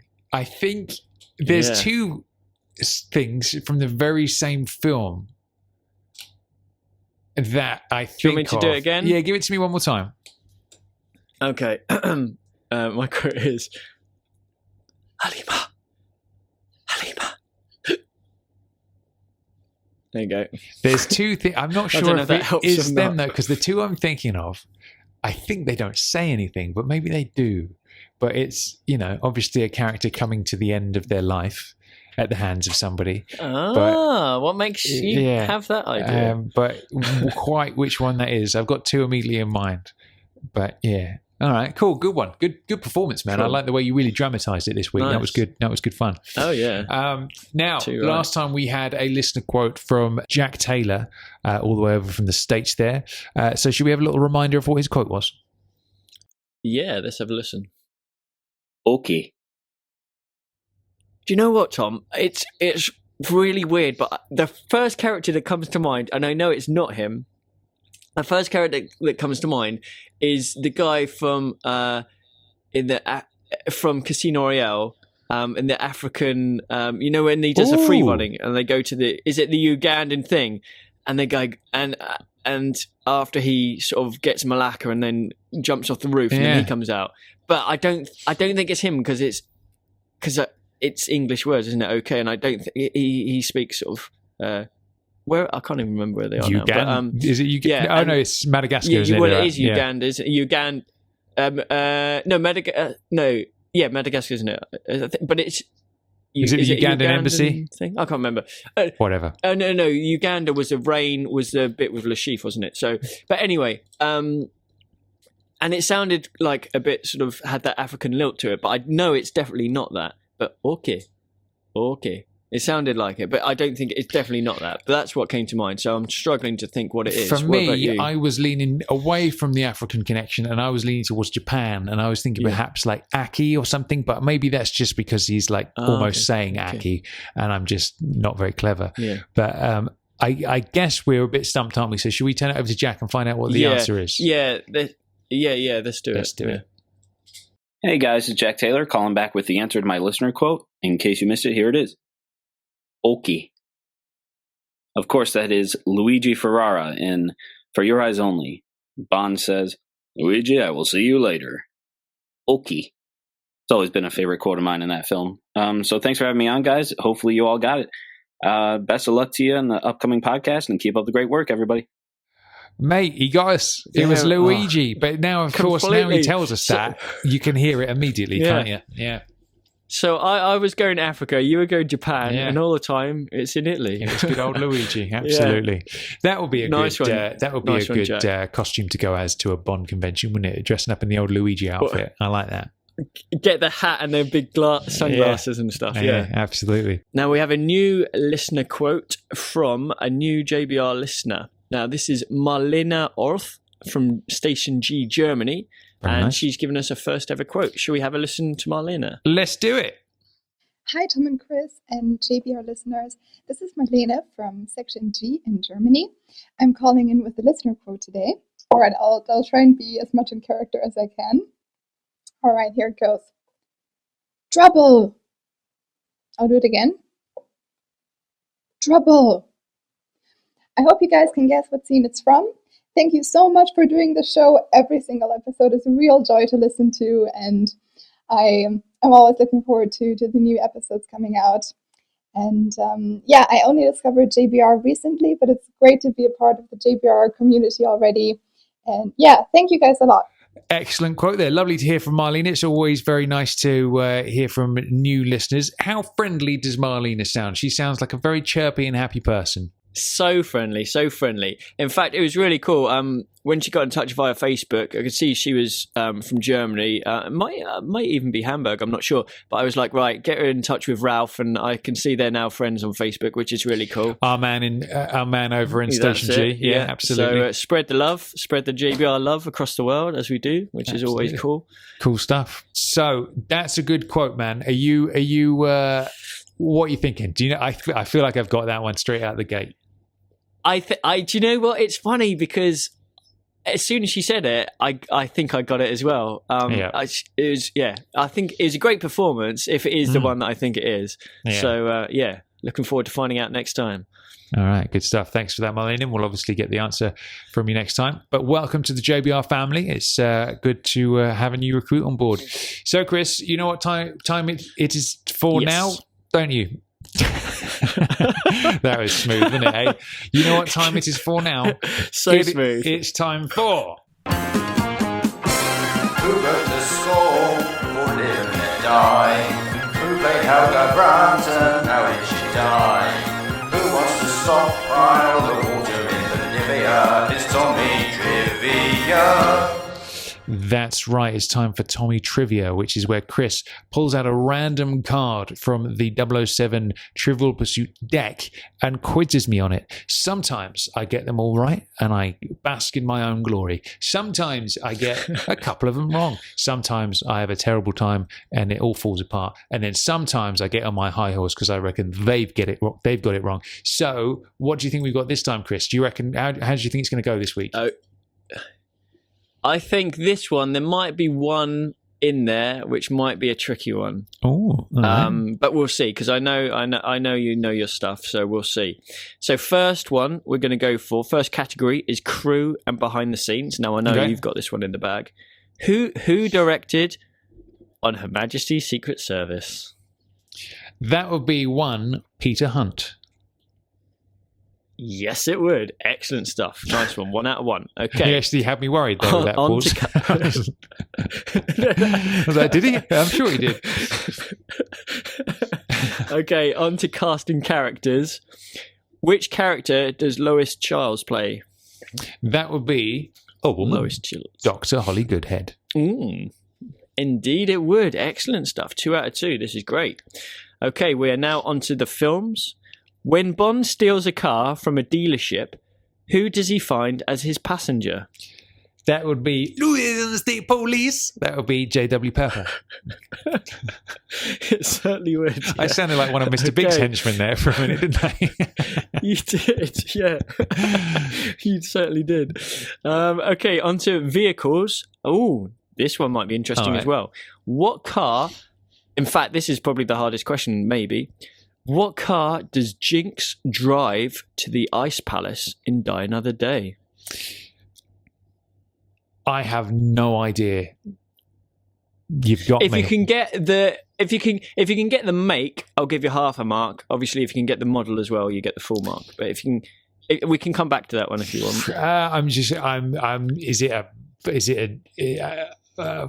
So I remember Bond drives an Aston Martin, obviously. Yeah. And do you remember what company bought out Aston Martin just before then? No, I'm not really up on my cars. Is it BMW? No. No, it is one of the... I'll just tell you. It's a Ford Thunderbird. Interesting. So it was a Ford, but it was an updated Ford Thunderbird. I would never have got that in a million years, but okay, no worries. That is a tricky one. That is a very tricky one. Still, you got 3 out of 4, so that's really good. You'll nab this one. On to gadgets and weapons. What does Bond use to kill the crater roof control operator in You Only Live Twice? That would be an exploding rocket-propelled cigarette.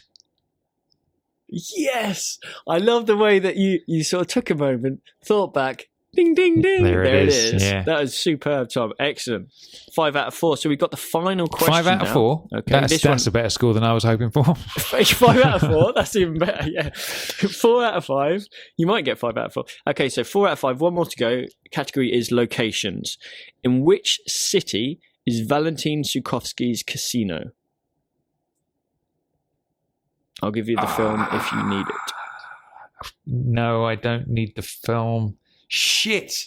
I do know that. Hold on. Well, I think you'll get this. Is it somewhere you've been, Chris? Well, no, I haven't actually been to this particular Okay, because place, part of me was like, is it Istanbul? But I don't think it is. Is it? No. Damn it. I'll tell you what. Go on. The name of it has 4 letters and it begins with B.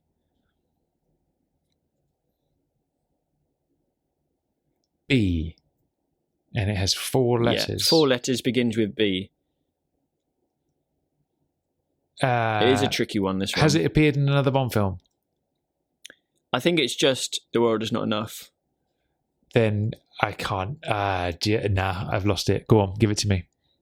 It is Baku.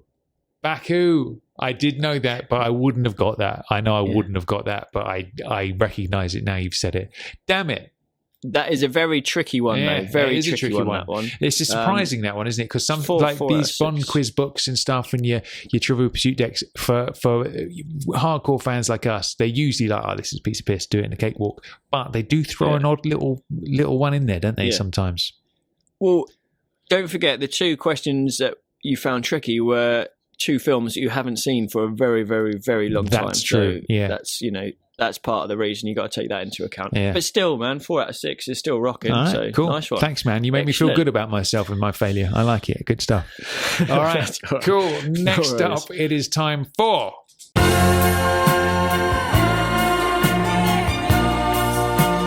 It's the music cue.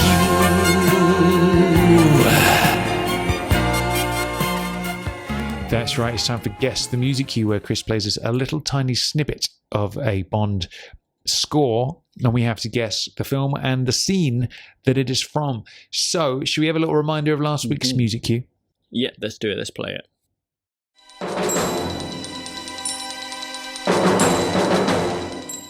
All right, so this was useful, and I'll Yes. tell you why it's useful, because obviously recently I recorded the Goldfinger Music of Bond episode with John. I've recently explored this soundtrack to quite an in-depth level. Now, there are two scenes that leap to mind that it could be, but I'm leaning heavily towards one or the other. The first one that came to mind was perhaps Bond defusing or attempting to defuse the bomb at the end in Fort Knox, surrounded by all the gold, but I don't think it's that. I think it is the scene where Goldfinger gasses his gangsters. Tom, I'm so proud of you, man. Yeah, baby. That is absolutely spot on. Absolutely Gassing the right. gangsters. Brilliant. He does have rather potent farts, as Goldfinger, so that's his special Bond villain power. It's all the bratwurst yeah, he eats, I think. indeed. But I tell you what gives it away, and we discussed this on the Goldfinger soundtrack episode, is the little bit of strings at the top. It's like me, and it almost symbolises the release of the gas. And I noticed that in there, and I was like, that's what it is. That's so true. Yeah. And you get the dididun, dididun, dididun. Yeah, and the that's really true. I'd never thought of that sort of connection, but again, that just shows Barry's brilliance, doesn't it? Being a legend, to be able to sort of think of that. Yeah, absolutely. Okay, so I do have a new one for you this Lovely. week. Are you ready for it, I was Tom? born ready for it, Chris. Let's hear it.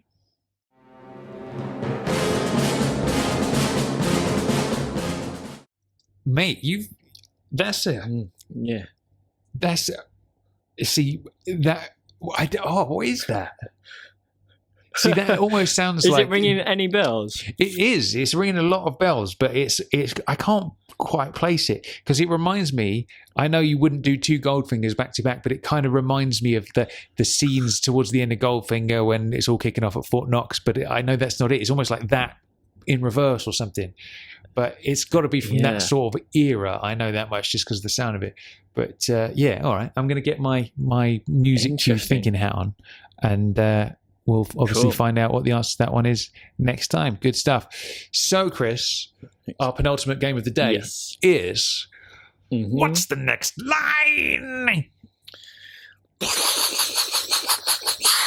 Very good. Now, for the uninitiated, this is kind of like the guess to quote round, but it's the next line we're looking for. The next line, and if we can fire it off in one go, where one of us poses the question and we get the answer in there straight away, we have to take that chance. Can you afford to take that chance, Chris? I don't know. We'll find out. Mate, I'm really excited about the one this week, and I think you're going to nail it, and I really hope you nail it, because I think this is a first timer.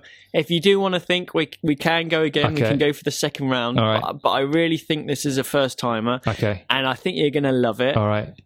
Are you ready? I'm ready for it. Come on, lay it on me, brother. Okay. Here it is. Now that's what I call solar power.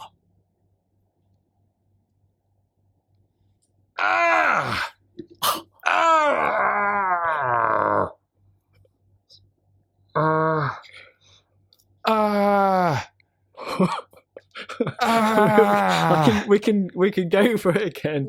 Just give it to me another time. Hold on. Give it to me again. I tell you what. Do you want me to give you a good hint? Well, I know exactly what the film is, but he's just perform it for me one more time, and then I might need some hints after that. Okay. Hold on, let me see if it jogs my memory. Okay, here we go. Now that's what I call solar power. I know it. I know it. It's like a trailer moment, but I can't. Go on, give me a hint. Okay, the hint is, you know what line I say, don't you? Yeah. Okay. So there are 4 words used in my line which are used in the next line. Yeah, I know that bit. I just can't quite place what the bit comes next. Oh, really? Yeah. Okay. It's only one word. Oh, hold on. It's only one word. Has it been mentioned in a listener quote today?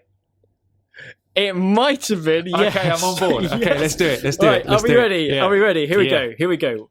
What's the next line for this week is, now that's what I call solar power. That's what I call trouble. Is that it?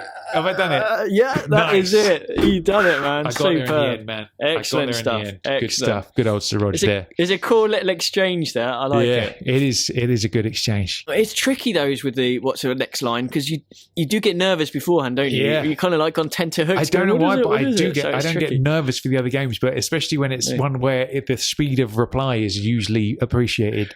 I do get nervous that it was going to be an obvious one and I'm going to mess it up. But yeah, that's the high stakes games that we play here at JBR HQ. This is it. This is it. Cool. yeah. So to finish up today's episode, Chris, it's time for Bond Girl Battle. Oh, James. She always did enjoy a good squeeze.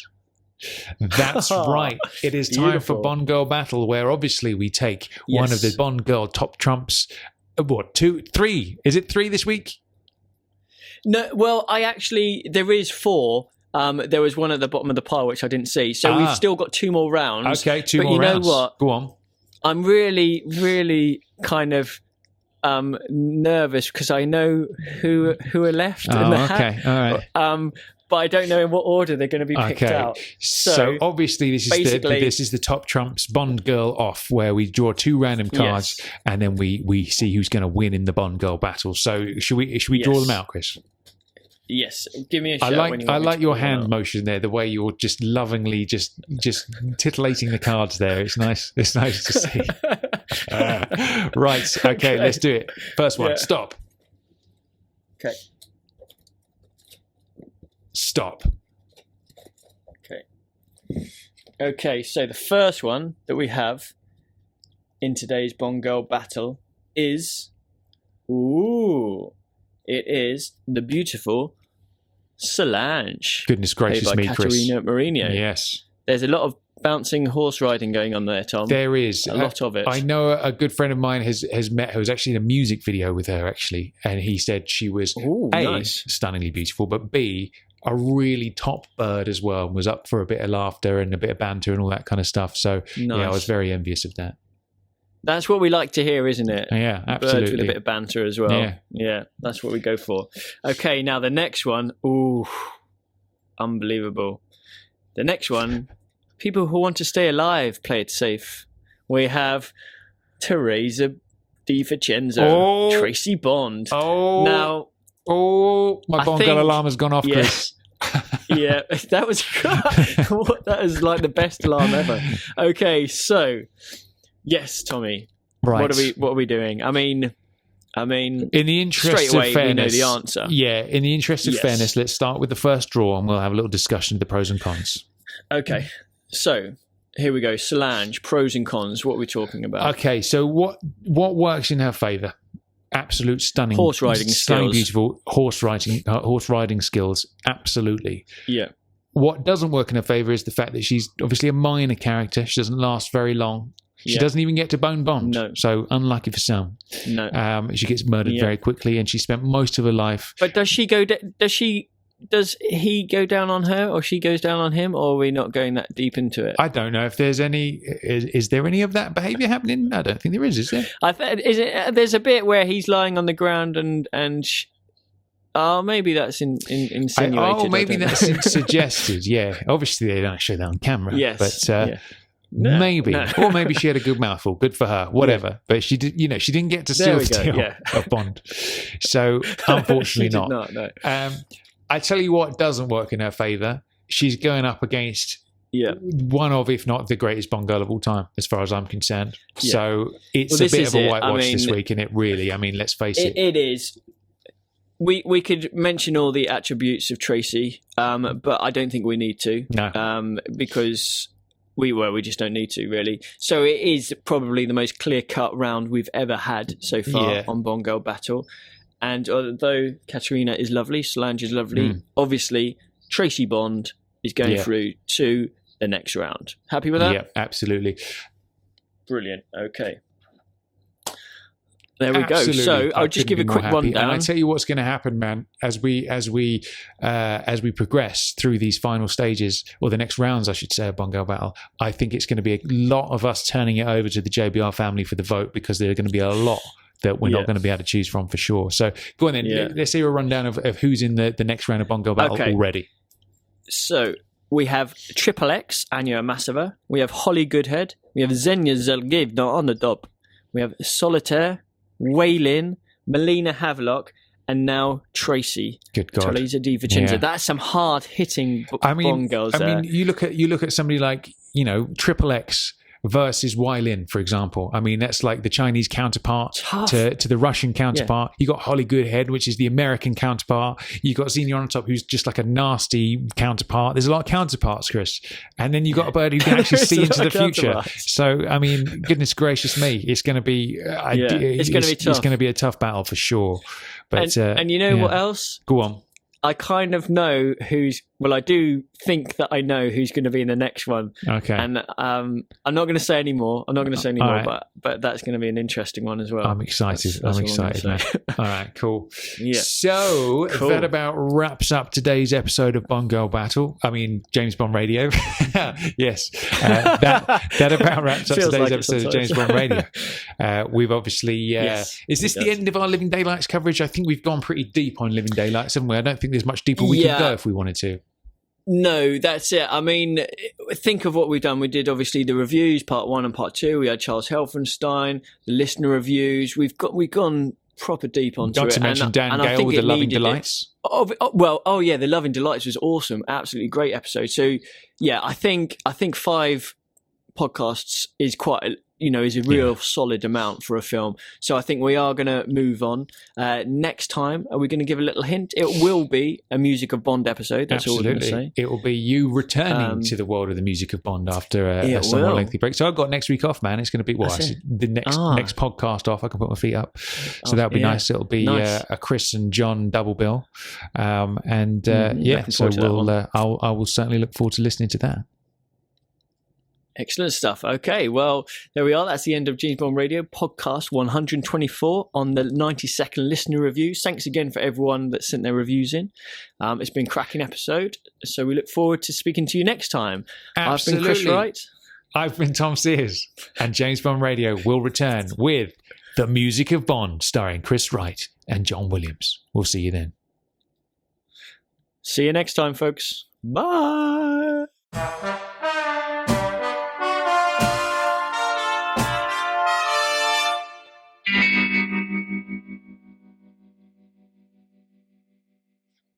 Nice. Right, let me stop recording. Oh, I forgot to say bye. Bye.